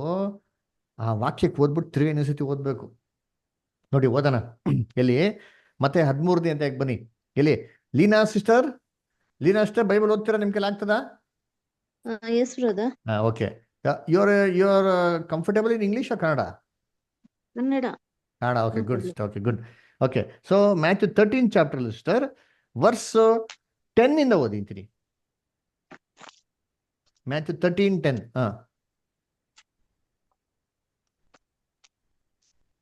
ತರುವಾಯ ಆತನ ಶಿಷ್ಯರು ಬಂದು, ಯಾಕೆ ಸಾಮ್ಯ ರೂಪವಾಗಿ ಅವರ ಸಂಗಡ ಮಾತಾಡುತ್ತಿ ಎಂದು ಕೇಳಿದರು.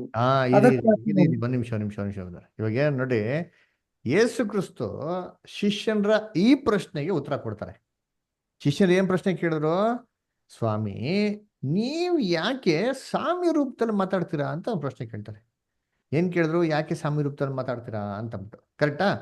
ಇವಾಗ ಯೇಸು ಕ್ರಿಸ್ತು ಹೇಳಿದಂತ ಪ್ರಶ್ನೆಗೆ, ಯೇಸು ಕ್ರಿಸ್ತನಿಗೆ ಕೇಳಿದಂತ ಪ್ರಶ್ನೆಗೂ ಉತ್ತರ ಹೆಂಗಿದೆ? ಮ್ಯಾಚ್ ಆಗ್ಬೇಕು ತಾನೆ? ಶಿಷ್ಯನರು ಸಮೇತ ಪ್ರಶ್ನೆ ಕೇಳಿದ್ರು ಅಂದ್ರೆ ಯೇಸು ಕ್ರಿಸ್ತು ಉತ್ತರ ಹೆಂಗ್ ಕೊಡ್ಬೇಕು? ಕರೆಕ್ಟಾಗಿ ಉತ್ತರ ಕೊಡ್ಬೇಕು ತಾನೆ? ಇವ್ರು ಕೇಳಿರೋದು ನೀವು ಯಾಕೆ ಸಾಮ್ಯದಲ್ಲಿ ಮಾತಾಡ್ತೀರಾ ಅಂತ ಅಂದ್ಬಿಟ್ಟು ಪ್ರಶ್ನೆ ಕೇಳಿದ್ರೆ ಯೇಸು ಕ್ರಿಸ್ತು ದುಡ್ಡು ಬಗ್ಗೆ ಹೇಳ್ತಾರ? ದುಡ್ಡು ಇದ್ದವನಿಗೆ ಕೊಡ್ತೀನಿ, ದುಡ್ಡು ಇಲ್ದಿರೋ ಅಂತ ನಾನು ತಗೊಂಡ್ಬಿಡ್ತೀನಿ ಅಂತ ಯೇಸು ಕ್ರಿಸ್ತು ಹೇಳಕ್ ಸಾಧ್ಯನಾ? ಖಂಡಿತವಾಗೂ ಸಾಧ್ಯ ಇಲ್ಲ. ಮತ್ತೇನು? ಇವಾಗ ಓದಿ ಮುಂದಕ್ಕೆ ಕಂಟಿನ್ಯೂ ಮಾಡಿ. ಆತನು ಅವರಿಗೆ ಪರಲೋಕ ರಾಜ್ಯದ ಗುಟ್ಟುಗಳನ್ನು ತಿಳಿಯುವ ವರವು ನಿಮಗೆ ಕೊಟ್ಟಿದೆ, ಅವರಿಗೆ ಕೊಟ್ಟಿಲ್ಲ. ಅವರು ಕೊಟ್ಟಿಲ್ಲ. ಯಾಕೆಂದ್ರೆ ಇದ್ದವನಿಗೆ ಕೊಡಲ್ಪಡುವುದು, ಅವನಿಗೆ ಮತ್ತು ಹೆಚ್ಚಾಗುವುದು, ಇಲ್ಲದವನ ಕಡೆಯಿಂದ ಇದ್ದದ್ದು ತೆಗೆಯಲ್ಪಡುವುದು. ನೋಡ್ರ, ಯೇಸು ಕ್ರಿಸ್ತನ್ ಏನ್ ಹೇಳ್ತಾರೆ? ಸ್ವಾಮಿ, ಯಾಕೆ ಸ್ವಾಮಿ ರೂಪದಲ್ಲಿ ಮಾತಾಡ್ತೀರಾ ಅಂತಂದ್ರೆ, ನೋಡಪ್ಪ, ಪರಲೋಕ ರಾಜ್ಯದ ರಹಸ್ಯಗಳನ್ನ ತಿಳಿಯುವಂತ ವರ ನಿಮಗ್ ಕೊಟ್ಟಿದೆ, ಅವ್ರಿಗೇನಾಗಿಲ್ಲ, ಕೊಡ್ಲಿಲ್ಲ. ಅವ್ರಿಗೇನು ಕೊಡ್ಲಿಲ್ಲ? ಏನ್ ಕೊಡಿವಂತೆ ಅವ್ರಿಗೆ? ಏನ್ ಕಾರಣ ಅಂತೆ? ಅದನ್ನೇ ಹೇಳೋದು ಯೇಸು. ಯಾಕೆಂದರೆ ಇದ್ದವನಿಗೆ ಕೊಡಲ್ಪಡುವುದು, ಇಲ್ಲದವನ ಹತ್ರ ಇರೋದು ತಗೊಂಡ್ಬಿಡ್ತಾರ. ಏನರ್ಥ? ಯಾಕಪ್ಪ ಸತ್ಯವೇದನ ಅರ್ಥ ಮಾಡ್ಕೊಂಡಂತ ವರ ಅವ್ರಿಗೆ ಕೊಟ್ಟಿಲ್ಲ?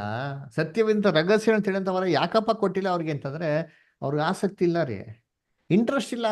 ಏನಿಲ್ಲ ಅವ್ರಿಗೆ? ಇಂಟ್ರೆಸ್ಟ್ ಇಲ್ಲ, ಆಸಕ್ತಿ ಇಲ್ಲ. ಅದರಿಂದ ಅವ್ರು ಏನ್ ಮಾಡ್ತಾರೆ? ಅವ್ರ ವಾಕ್ಯನ ಕೇಳ್ತಾ ಇಲ್ಲ. ಆಸಕ್ತಿ ಇದ್ದವನಿಗೆ ಇನ್ನ ಕೊಡಲ್ಪಡುವುದು, ಆಸಕ್ತಿ ಇಲ್ಲದವನಿಗೆ ಇರೋದನ್ನ ಕೂಡ ಏನ್ ಮಾಡ್ತಾರಂತೆ? ತಗೊಂಡ್ಬಿಡ್ತಾರಂತೆ. ನೋಡ್ರ, ಕರ್ತನಲ್ಲಿ ಪ್ರೀತಿ ಅಂತ ಹೇಳಿ ವಾಕ್ಯ ಹೆಂಗಿದೆ ಅರ್ಥ ಮಾಡ್ಕೊಳೋದು. ಅದಕ್ಕೆ ವಾಕ್ಯ ಹೆಂಗೆ ಅರ್ಥ ಮಾಡ್ಕೊಬೇಕು, ಇಲ್ಲಿ ಸ್ವಲ್ಪ ಅಲ್ಲಿ ಸ್ವಲ್ಪ ಯೌನ ಶಾಸ್ತ್ರ ಹುಡುಕಿ ಓದ್ಬೇಕು. ನಾವು ಹಂಗೆ ಹೋದ್ರೆ ಅನ್ಸ್ಬಿಡ್ತಾರೆ ದುಡ್ಡಿನ ಬಗ್ಗೆ ಅಂತ ಅನ್ಸ್ಬಿಡ್ತಾರೆ. ನೀವು ನಾವು ಕ್ಲೀನಾಗಿ ವಿಮರ್ಶೆ ಮಾಡಿ ನಿಧಾನವಾಗಿ ಎಲ್ಲ ಅರ್ಥಭರಿತವಾಗಿ ಅರ್ಥ ಮಾಡ್ಕೊಂಡು ನಮ್ಗೆ ಏನಾಗ್ತದೆ, ಓಹೋ ಇದು ಸತ್ಯವೇದ ಅಂತ ತಿಳಿಯೋದ್ ಬಗ್ಗೆ ಹೇಳ್ತಾರದು ಅಂತ ನಮ್ಗೆ ಏನಾಗ್ತದೆ, ಸ್ಪಷ್ಟವಾಗಿ ಗೊತ್ತಾಗ್ತದೆ. ಅದನ್ನ ಕರ್ತನಲ್ಲಿ ಪ್ರೀತಿಗಳೇ ಈ ತರ ಈ 3 ಬಿಗಿದ ಕೈಗಳನ್ನ ವಾಕ್ಯಗಳಿಗೆ ಕರೆಕ್ಟಾಗಿ ಹಾಕ್ಬಿಟ್ಟು ನಾವು ಓದಿದ್ರೆ ನಮ್ಗೆ ಸತ್ಯವೇದ ಏನಾಗ್ತದೆ, ನಮ್ಗೆ ಕ್ಲೀನಾಗಿ ಅರ್ಥ ಆಗ್ತದೆ. ಅದಕ್ಕೆ ಸತ್ಯವೇದನ ಓದ್ಬೇಕಾದ್ರೆ 10 ಮುಖ್ಯವಾಗಿರುತ್ತೆ ಅಂಶಗಳನ್ನ ಮನಸ್ಸಲ್ಲಿ ಇಟ್ಕೊಬೇಕು. ಚೆನ್ನಾಗಿ ಅರ್ಥ ಇಟ್ಕೊಳ್ಳಿ. 10 ಪಾಯಿಂಟ್ಸ್ ಬರ್ಕೊಳ್ಳಿ, ಓಕೆನಾ? ಬೈಬಲಲ್ಲಿ 10 ಡಿಫ್ರೆಂಟ್ ಟೈಪ್ಸ್ ಆಫ್ ಮೆಥಡ್ ಇದೆ, ಅಥವಾ 10 ಟೈಪ್ಸ್ ಆಫ್ ಲ್ಯಾಂಗ್ವೇಜಸ್ ಇದೆ ಬೈಬಲ್ನ ಅರ್ಥ ಮಾಡ್ಕೊಳೋದು. ಇದನ್ನ ಬೈಬಲು ಪ್ರತಿಯೊಂದು ವಾಕ್ಯ ಓದ್ಬೇಕಾದ್ರೆ ಇದು ಯಾವ ತರ ವಾಕ್ಯ ಅಂತ ನಾವು ಅರ್ಥ ಮಾಡ್ಕೊಂಡು ಏನಂತಾರೆ, ಇದನ್ನ ಕನ್ನಡಕ್ಕೆ ತುಂಬಾ ಇಂಪಾರ್ಟೆಂಟ್, ಓಕೆನಾ? ಮೊದಲನೇದು ಏನಪ್ಪಾ ಅಂದ್ರೆ ಬೈಬಲ್ ಅಲ್ಲಿ ನೇರವಾಗಿರೋ ಭಾಷೆ ಇದೆ. ನೇರವಾಗಿರೋ ಭಾಷೆ ಏನ್ರಿ, ಅದು ಇದ್ದಂತ ರೀತಿಯಲ್ಲಿ ಹೇಳೋದು, ಅದರಲ್ಲಿ ಆಳವಾಗಿರೋಂಥ ಅರ್ಥ, ಆತ್ಮಿಕ ಅರ್ಥ, ಏನೋ ಆ ಥರ ಗೂಢಾರ್ಥ ಏನೂ ಇಲ್ಲ ರೀ, ಡೈರೆಕ್ಟ್ ಲ್ಯಾಂಗ್ವೇಜ್. ಉದಾಹರಣೆಗೆ ಯೇಸು ಕ್ರಿಸ್ತು ಕಣ್ಣೀರ್ ಬಿಟ್ಟಿರುವಂತ ವಾಕ್ಯ ಇದೆ, ಕೇಳಿದಿರ? ಲಾಜರಸನ ಸಮಾಧಿ ಹತ್ರ, ಹೌದಾ ಇಲ್ವಾ? ಹೌದು. ಅವ್ರು ಕಣ್ಣೀರ್ ಬಿಟ್ರು ಅಂದ್ರೆ ಕಣ್ಣೀರ್ ಬಿಟ್ರು ಅಷ್ಟೇ, ಅದ್ರಲ್ಲಿ ಏನು ಆತ್ಮಿಕ ಅರ್ಥ, ಆಳವಾಗಿರೋ ಅರ್ಥ ಏನಿಲ್ಲ. ಇದು ಡೈರೆಕ್ಟ್ ಲ್ಯಾಂಗ್ವೇಜ್. ಮೊದಲು ಜ್ಞಾಪನ ಇಟ್ಕೊಳ್ಳಿ, ನೇರವಾಗಿ ದೇವರು ಬೈಬಲಲ್ಲಿ ಮಾತಾಡುತ್ತ ವಿಚಾರಗಳು ಅದು ಹಾಗೇ ಇದೆ, ಮೊದಲನೇದು. ಎರಡನೇದು, ಬೈಬಲ್ನಲ್ಲಿ ಆತ್ಮಿಕ ಅರ್ಥ ಇದೆ. ಏನು ಆತ್ಮಿಕ ಅರ್ಥ? ಇವ್ ನೋಡಲ್ಲ, ಒಂಟೆ ಸೂಜಿ ಕಣ್ಣಲ್ಲಿ ಹೋಗೋದು, ಆ ಒಂಟೆ ಸೂಜಿ ಕಣ್ಣು ಅದ್ ನೇರವಾಗಿರೋ ಭಾಷೆನಾ?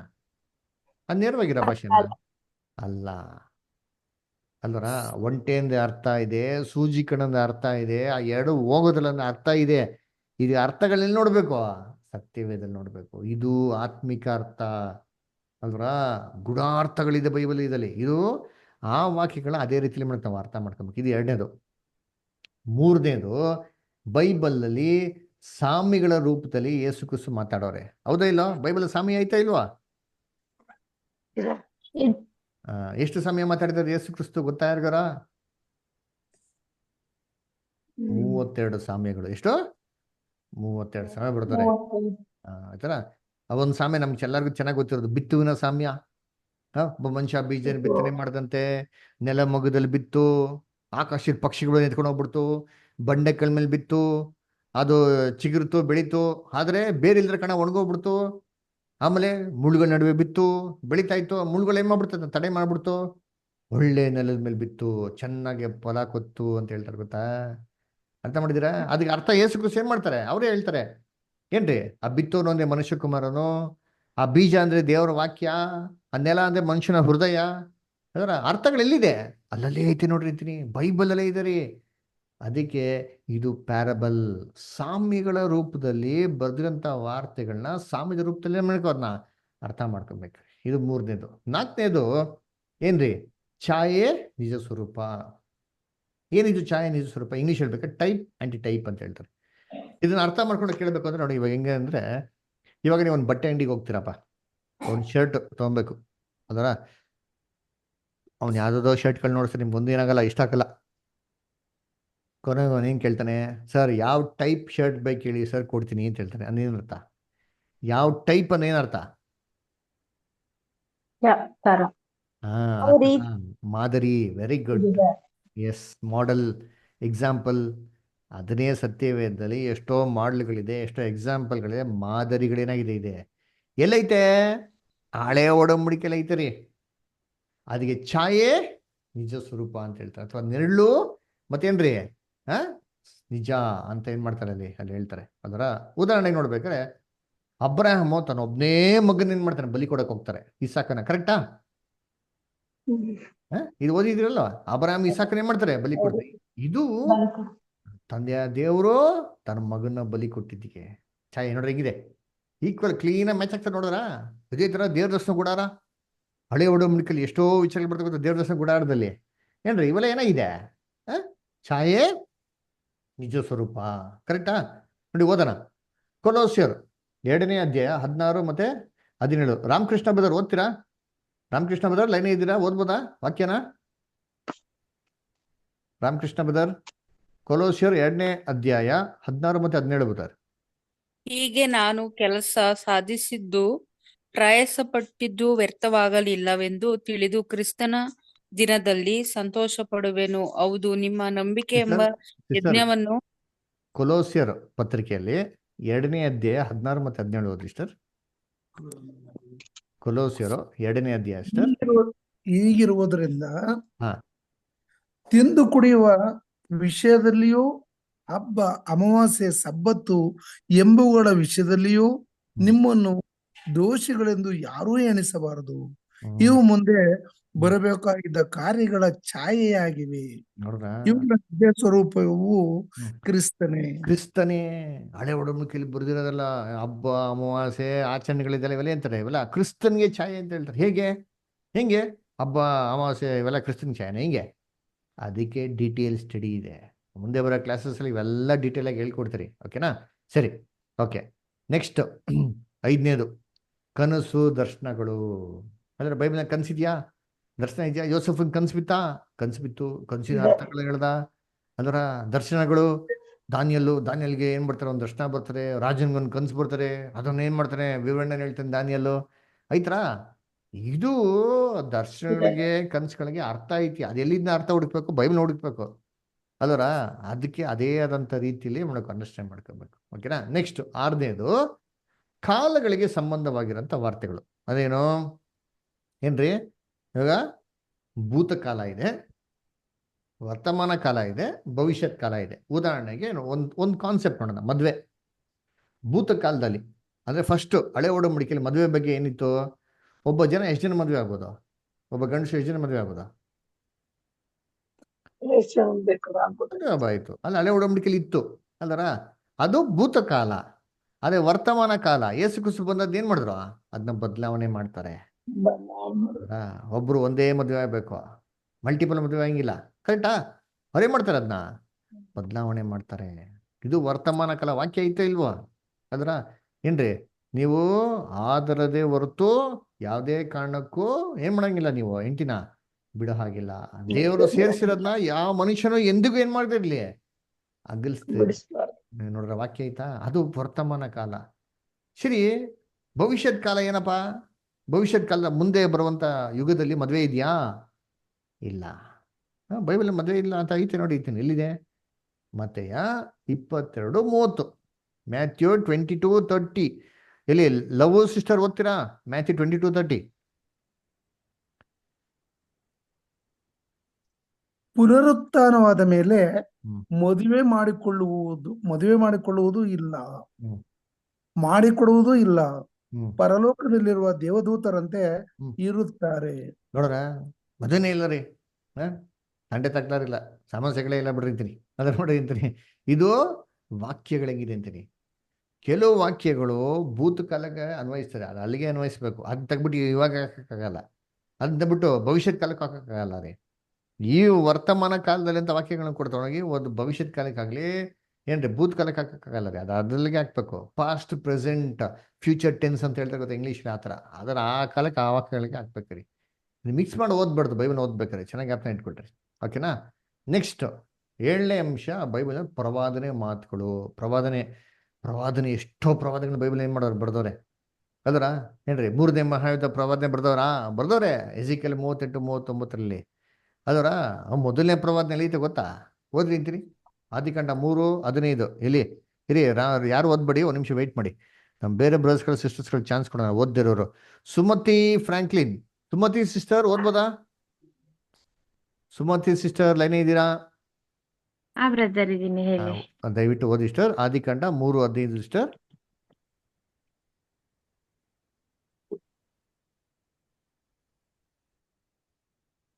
ನಿನಗೂ ಈ ಸ್ತ್ರೀಗೂ ನಿನ್ನ ಸಂತಾನಕ್ಕೂ ಈ ಸ್ತ್ರೀಯ ಸಂತಾನಕ್ಕೂ ಹಗೆತನವಿರುವ ಹಾಗೆ ಮಾಡುವೆನು. ಈಕೆ ಸಂತಾನವು ನಿನ್ನ ತಲೆಯನ್ನು ಜಜ್ಜುವುದು, ನೀನು ಅದರ ಹಿಮ್ಮಡಿಯನ್ನು ಕಚ್ಚುವಿ.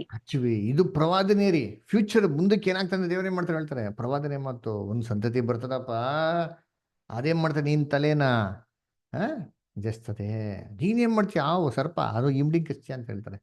ಅದರ first prophecy in the Bible. ಅದರ ಇವೆಲ್ಲ ನೋಡೋಣ. ಅದರ ಆಮೇಲೆ 8ನೇ ಅಂಶ ಮನಸ್ಸಲ್ಲಿ ಇಟ್ಕೊಬೇಕಂದ್ರೆ ಕಾಂಟೆಕ್ಸ್ಟ್ ಏನ್ರಿ? ಒಂದು ವಾಕ್ಯ ಓದ್ಬಿಟ್ಟು ಸುಮ್ಮನೆ ಹಂಗೆ ಹೇಳ್ಬಿಡೋದಲ್ಲ. ಆ ವಾಕ್ಯ ಮೇಲ್ಗಡೆ ಏನ್ ಹೇಳ್ತಾರೆ, ವಾಕ್ಯ ಕೆಳಗಡೆ ಹೇಳ್ತಾರೆ, ಏನ್ ಮಾಡಬೇಕು, ಸ್ವಲ್ಪ ಓದಿ ಅಂತ ಮಾಡ್ಬೇಕು. ಓದಲ್ಲ. ಮತ್ತೆ 13ನೇ ಅಧ್ಯಾಯದಲ್ಲಿ ಇದ್ದವನಿಗೆ ಕೊಡಲ್ಪಡ್ತಾರೆ, ಇಲ್ಲದವನ್ ತಗೊಂಡ್ಬಿಡ್ತಾರೆ. ನಾವು ಸುಮ್ಮನೆ ಹಂಗೆ ಅರ್ಥ ಮಾಡ್ಕೊಂಡ್ಬಿಡ್ತೀವಿ. ಸ್ವಲ್ಪ ಮೇಲೆ ಓದ್ಬೇಕು. ಆಮೇಲೆ ಹಂಗೆ ಓದ್ಕೊಂಡ್ಬಂದ್ರೆ ಓಹೋ ಯೇಸು ಕ್ರಿಸ್ತು ದೇವರ ವಾಕ್ಯದ ಬಗ್ಗೆ ಓದ್ತವ್ರೆ ಹೇಳ್ತವ್ರೆ ಅಂತ ನಮ್ಗೆ ಗೊತ್ತಾಗ್ತಾರೆ. ಕಾಂಟೆಕ್ಸ್ಟ್ ಓದ್ಬೇಕು ಅದಕ್ಕೆ. ಮಾತ್ರ 8ನೇದು 9ನೇದು ಏನಪ್ಪ ಅಂದ್ರೆ ಕಾಲಗಳ ಬಗ್ಗೆ. ಬೈಬಲ್ನಲ್ಲಿ ಎಷ್ಟೋ ಕಾಲಗಳ ಬಗ್ಗೆ ಏನ್ ಮಾಡಿದಾರೆ ಮಾತಾಡೋರೆ ಅಲ್ವರ. ಇವಾಗ ಮೊದಲನೇ ಮನುಷ್ಯನ ಸೃಷ್ಟಿ ಮಾಡಿದಾಗಿಂದ ಹಿಡ್ದು ಇವತ್ತವರೆಗೂ ಎಷ್ಟು ವರ್ಷ ಅಂದ್ರೆ ನೀವೇನ್ ಹೇಳ್ತೀರಾ? ಎಷ್ಟು ವರ್ಷ ಆಗಿದೆ ಮನುಷ್ಯನ ಸೃಷ್ಟಿ ಮಾಡಿ? ಎಷ್ಟು ವರ್ಷ ಆಯ್ತು ನಿಮ್ಗೇನ ಗೊತ್ತಿದ್ಯಾ? ಎಷ್ಟು ವರ್ಷ ಆಯ್ತು ಮನುಷ್ಯನ ಸೃಷ್ಟಿ ಮಾಡಿ? ಇದು ಯಾರಿಗ ಕೇಳಿದ್ರೆ ಸೈಂಟಿಸ್ಟ್ಗೆ ಕೋಟಿ ವರ್ಷಗಳು ಅಂತ ಹೇಳ್ತಾರೆ. ಇಲ್ಲ ರೀ, ಬೈಬಲ್ನಲ್ಲಿ ಎಕ್ಸಾಕ್ಟ್ ಆಗಿ ವರ್ಷಗಳ ಎಣಿಕೆ ಕೊಟ್ಟಿದೆ. ಅದು ಬೈಬಲ್ ರೆಕಾರ್ಡ್ ಆಗಿದೆ, ಅದನ್ನ ನಾವು ನೋಡೋಣ. ಓಕೆನಾ? ಬೈಬಲ್ ಎಷ್ಟೋ ಡೇಟ್ಸ್ಗಳ ಬಗ್ಗೆ ಏನು ಮಾಡೋದು ನಮ್ಗೆ ಕೊಟ್ಟವ್ರೆ, ಕಾಲಗಳ ಬಗ್ಗೆ ಕೊಟ್ಟ. ಆ ಕಾಲಗಳನ್ನೆಲ್ಲ ಏನು ಮಾಡೋಣ, ಓದೋಣ ಆತರ. ಸರಿ, ಕೊನೆ ಬೈಬಲಲ್ಲಿ ಅರ್ಥ ಮಾಡ್ಕೊಳಕ್ಕೆ 10ನೇ ವಿಧಾನ ಇಂಪಾರ್ಟೆಂಟ್ ಏನಪ್ಪ? Tropical study. ಟಾಪಿಕ್ ಅಂದ್ರೆ ಏನ್ರಿ? ತಲೆ ಬರಹಗಳು. ಒಂದೊಂದು ಸಬ್ಜೆಕ್ಟ್ ತಗೊಂಡು ಆ ಸಬ್ಜೆಕ್ಟ್ ವೈಸ್ ಕ್ಲೀನಾಗಿ ಏನ್ ನಾವು ಓದ್ಬೇಕು. ಉದಾಹರಣೆಗೆ ಏನ್ರಿ, ಸೇತಾನ್ ಬಗ್ಗೆ ನಮ್ಗೆ ಬೈಬಲ್ ಒಂದೇ ವಾಕ್ಯದಲ್ಲಿ ಕೊಟ್ಟಿದ್ಯಾ? ಅವನು ಹೇಗಿದ್ದ, ಅವನು ಏನಾದ, ಇವಾಗ ಹೆಂಗಿದ್ದಾನೆ, ಮುಂದಕ್ಕೆ ಏನಾಗ್ತದೆ ಎಲ್ಲ ಬೈಬಲ್ ಒಂದೇ ವಾಕ್ಯದಲ್ಲಿ ಕೊಟ್ಟಿದ್ಯಾ? ಇಲ್ಲ ರೀ, ಎಲ್ಲ ಬೇರೆ ಬೇರೆ ಕಡೆ ಇದೆ. ಇವೆಲ್ಲ ವಾಕ್ಯಗಳನ್ನ ಮಾಡಕ್ಕೆ ನಾವು ಸಂಗ್ರಹಿಸ್ಬೇಕು. ಸಂಗ್ರಹಿಸ್ಬಿಟ್ಟು ಓದಿದ್ರೆ ನಮ್ಗೆ ಕ್ಲೀನಾಗಿ ಏನಾದ್ರು ಸತ್ಯವೇದ ಅರ್ಥ ಆಗ್ತದೆ. ಕರ್ತನಲ್ಲಿ ಪ್ರೀತಿ ಅನ್ಸೋಗಳೇ, ನಾವು ಇಲ್ಲಿ ಸತ್ಯವೇದ ಸ್ಟಡಿ ಮಾಡೋದು ಹಾಗೆ. ನಿಮಗೆ ಸತ್ಯವೇದನ ಯಾವ ರೀತಿ ಹೇಳ್ಕೊಡ್ತೀರಿ ಅಂದ್ರೆ ಟಾಪಿಕಲ್ ವೈಸ್, ಸಬ್ಜೆಕ್ಟ್ ವೈಸ್ ರೀ. ಒಂದೊಂದೇ ಸಬ್ಜೆಕ್ಟ್ಗಳು ಆಯ್ಕೆ ಮಾಡಿ ಬೈಬಲ್ ಆದಿಕಾಂಡದಿಂದ ಪ್ರಕಟಣೆವರೆಗೂ ಎಲ್ಲ ಸಬ್ಜೆಕ್ಟ್ ಫುಲ್ ಕವರ್ ಮಾಡಿ ನಿಮಗೆ ಆಳವಾಗಿರೋಂಥ ವಿಚಾರಗಳನ್ನ ಏನು ಮಾಡ್ತೀನಿ ನಿಮಗೆ ಹೇಳ್ಕೊಡ್ತೀನಿ. ಅದರ ಇದನ್ನ ಹೇಗೆ ಓದೋದು? ನಾವು ಲೈಬ್ರರಿಗೆ ಹೋಗ್ಬೇಕಾ ಬ್ರದರ್? ಅಥವಾ ಬುಕ್ಗಳು ತೊಗೊಬೇಕನ್ನೋ ಏನಿಲ್ಲ ರೀ. ಮನೇಲಿ ಕೂತ್ಕೊಂಡೆ ನೀವೆಲ್ಲ ಕೇಳ್ರಿ. ಅದರ ಎಲ್ಲ ವಾಕ್ಯಗಳನ್ನ ಸಂಗ್ರಹಣೆ ಮಾಡಿ ನಿಮಗೆ ಕ್ಲೀನಾಗಿ ಒಂದು ಸಬ್ಜೆಕ್ಟ್ ಪ್ರಿಪೇರ್ ಮಾಡಿ ಕ್ಲೀನಾಗಿ ಏನು ಮಾಡ್ತೀನಿ ನಿಮಗೆ ಅಲ್ಲಿ ಸಿಸ್ಟಮೆಟಿಕ್ ಹೇಳ್ಕೊಡ್ತೀರಿ. ಅದಕ್ಕೆ ಯೇಸು ಕ್ರಿಸ್ತ ಹೇಳಿದ ಸತ್ಯ ಅಂತ ತಿಳ್ಕೊಳ್ಳಿ. ಸತ್ಯ ನಿಮ್ಗೆ ಏನು ಮಾಡ್ತದೆ? ಬಿಡುಗಡೆ ಮಾಡ್ತದೆ. ಎಸ್, ನೋಡ್ರ, ಬಿಡುಗಡೆ ಮಾಡ್ತಾರೆ. ಅಲ್ಲ ಕರ್ತನಲ್ಲಿ ಪ್ರೀತಿ ಅನ್ಸೋಗಳೇ ಏನ್ರಿ, ಇವತ್ತು ಓದಿರೋ ಅಂಶ ಚೆನ್ನಾಗಿ ಸ್ವಲ್ಪ ಗ್ಯಾಪ್ ಮಾಡ್ಕೊಳ್ಳಿ. ರಿವಿಷನ್. ಅದರ ಮೊದಲನೇ ಬಿಗಿದ ಕೈ ಏನು? ಬೈಬಲ್ ಅರ್ಥ ಮಾಡ್ಕೊಂಡು 3 ಬಿಗಿದ ಕೈ ಇದೆಯಲ್ಲ, ಮೊದಲನೇ ಬಿಗಿದ ಕೈ ಯಾವ್ದು? ಸತ್ಯವೇದನೆ ಮಾಡ್ಬೇಕು, ಹುಡುಕಿ. Very good. ಎರಡನೇದು ಇಲ್ಲಿ ಸ್ವಲ್ಪ, ಅಲ್ಲಿ ಸ್ವಲ್ಪ. Very good. ಮೂರನೇದು ಸರಿಯಾಗಿ ವಿಭಾಗಿಸಿ, dividing the truth, rightly dividing. Very good ಅಲ್ವರ. ಅದಕ್ಕೆ 10 ಸ್ಟೆಪ್ಸ್ ಇದೆಲ್ಲ. 10 ಸ್ಟೆಪ್ಸ್ ಏನು? ಫಸ್ಟ್ ಡೈರೆಕ್ಟ್ ಲ್ಯಾಂಗ್ವೇಜ್, ನೇರವಾಗಿ ಹೇಳೋದು. ಎಸ್, ನೇರವಾಗಿ ಓದೋದು. ಎರಡನೇದು ಆತ್ಮಿಕ ಅರ್ಥ. Very good. ಎರಡನೇದು ಆತ್ಮಿಕ ಅರ್ಥ. ಮೂರನೇದು ವೆರಿ ಗುಡ್, ಸಾಮ್ಯಗಳ ಭಾಷೆ.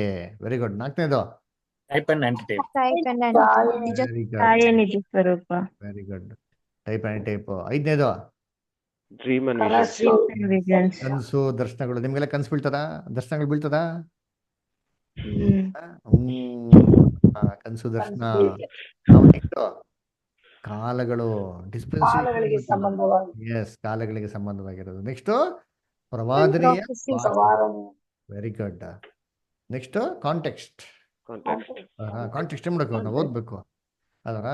ಆಮೇಲೆ ಏನ್ರಿ, ಕಾಲಗಳು. ಅದರ 9ನೇದು ಕೊನೆಯದಾಗಿರೋದು ಟಾಪಿಕ್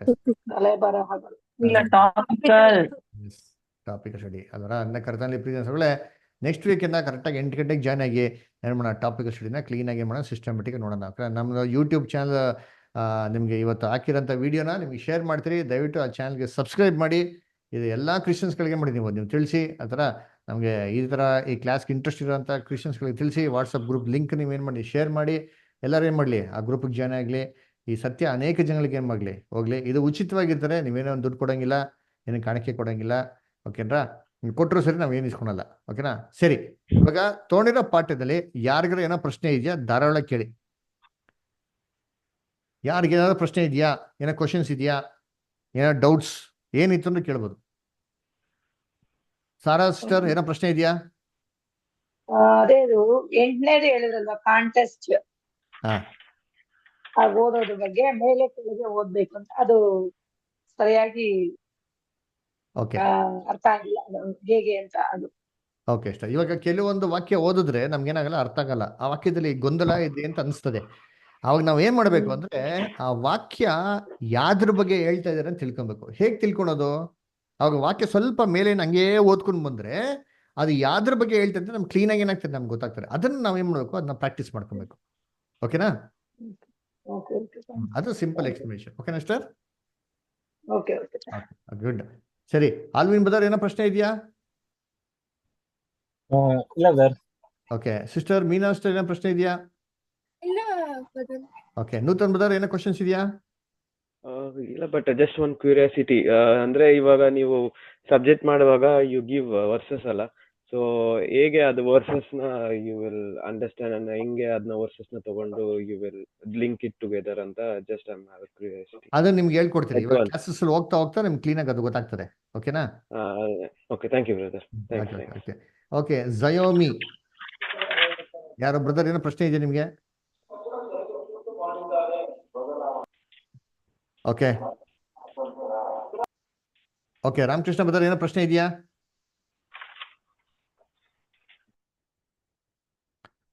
ರಾಮಕೃಷ್ಣ ಬ್ರದರ್ ಏನು ಡೌಟ್? ನನ್ಗೆ ಇನ್ನೊಂದು ಕ್ವಶನ್ ಅಂದ್ರೆ ಇದ್ರ ಬಗ್ಗೆ ಅಲ್ಲ.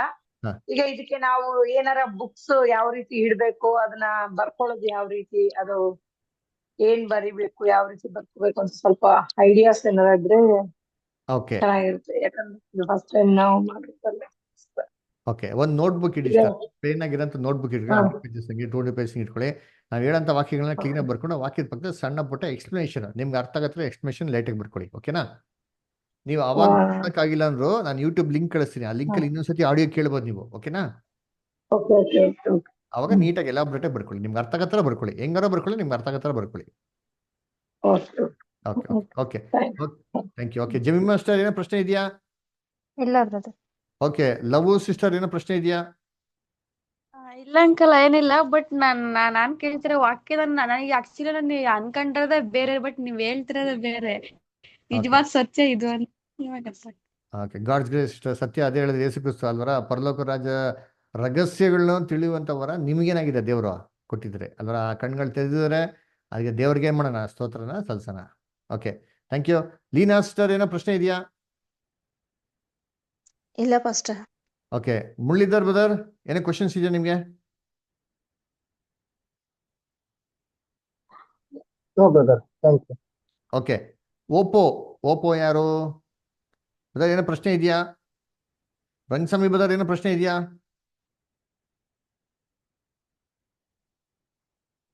ಓಕೆ ಬೇಬಿ ಸಿಸ್ಟರ್ ಏನೋ ಕ್ವಶನ್ಸ್ ಇದೆಯಾ?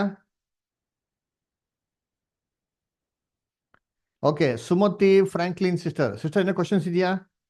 ಇಲ್ಲ ಪಾಸ್ಟರ್, ಇಲ್ಲ, thank you. Okay okay Amrita sister ಏನೋ ಪ್ರಶ್ನೆ ಇದೆಯಾ? ಇಲ್ಲ ಬ್ರದರ್, ಏನು ಇಲ್ಲ. ಓಕೆ ಯಾರೇ ಏನೇ ಪ್ರಶ್ನೆ ಇದ್ರು ಸಂಕೋಚ ಇದ್ರೆ ಕೇಳಿ, ದಯವಿಟ್ಟು ಕ್ಲಾರಿಫೈ ಮಾಡೋಣ. Okay anyway good, thank you, God bless. ಇವಾಗ ಇದು ನಿಮ್ಗೆಲ್ಲ ಪ್ರಯೋಜನ ಆಗಿದೆ ಅಂತ ಅನಿಸ್ತೀನಿ. ಈ ಕ್ಲಾಸಸ್ ಎಲ್ಲ ಯೂಸ್ಫುಲ್ ಆಗಿದೆ ನಿಮ್ಗೆ? ಹೌದು ಫಸ್ಟ್ ಚೆನ್ನಾಗಿದೆ, ಓಕೆ ನಿಮ್ಗೆ ನಮ್ಗೆ ಯೂಸ್ಫುಲ್ ಆಗಿದೆ. Good good. ಸೊ ನಿಮ್ಗೆ ಕ್ರಿಶ್ಚಿಯನ್ ಫ್ರೆಂಡ್ಸ್ ರಿಲೇಟಿವ್ಸ್ ಎಲ್ಲ ಇದಾರಲ್ವಾ? ಇದಾರೆ. ಆಕ್ಚುಲಿ ಇನ್ನೊಂದು ಹುಡುಗಿಗೆ ನಾನು ಲಿಂಕ್ ಕಳ್ಸಿದ್ದೆ, ಆದ್ರೆ ಆ ಹುಡುಗಿ ಜಾಯಿನ್ ಮಾಡಕ್ ಆಗ್ತಾ ಇಲ್ಲ. ತೊಂದರೆ ಇಲ್ಲ. ಝೂಮ್ದು ಅದು ಇಲ್ಲ ಅನ್ಸುತ್ತೆ, ಅವರು ಅದು ಮಾಡ್ಕೋಬೇಕು. ಸೌಭಾಗ್ಯ ಅಂತ ಒಬ್ಬರಿಗೆ ಕಳ್ಸಿದ್ದೆ ನಾನು ಆಲ್ರೆಡಿ. ಓಕೆ ಅವ್ರ ನಂಬರ್ ಇದ್ದ ಕಳ್ಸ್ಕೊಡಿ, ಬೇಕಾದ್ರೆ ನಾನು ಮಾತಾಡಿ ಅವ್ರು ಗೈಡ್ ಮಾಡ್ತೀನಿ. ಯೇಸು ಕ್ರಿಸ್ತ ಹೇಳ್ದಲ್ಲ, ಉಚಿತವಾಗಿ ಪಡೆದಿರೋ ಉಚಿತವಾಗಿ ನೀವು ಕೊಡ್ರಿ, ಲೋಕದ ಕಟ್ಟಿ ಕಡೆ ಅವ್ರಿಗೆ ಏನ್ ಮಾಡಿ ಸುವಾರ್ತೆಯನ್ನು ಸಾರ್ರಿ. ಅಂದ್ರೆ ದಯವಿಟ್ಟು ಈ ಲಿಂಕ್ ನ ಎಲ್ಲಾರ್ಗು ಶೇರ್ ಮಾಡಿ, ಎಲ್ಲ ಕ್ರಿಶ್ಚಿಯನ್ಸ್ಗಳಿಗೆ ಅವರೆಲ್ಲ ಜಾಯ್ನ್ ಆಗಲಿ. ಓಕೆನಾ? Okay okay thank you. ಸರಿ ಕೊನೆಯದಾಗಿ ಒಂದು ಪ್ರಾರ್ಥನೆ ಮಾಡೋಣ, ಮುಕ್ತಾಯ ಮಾಡೋಣ.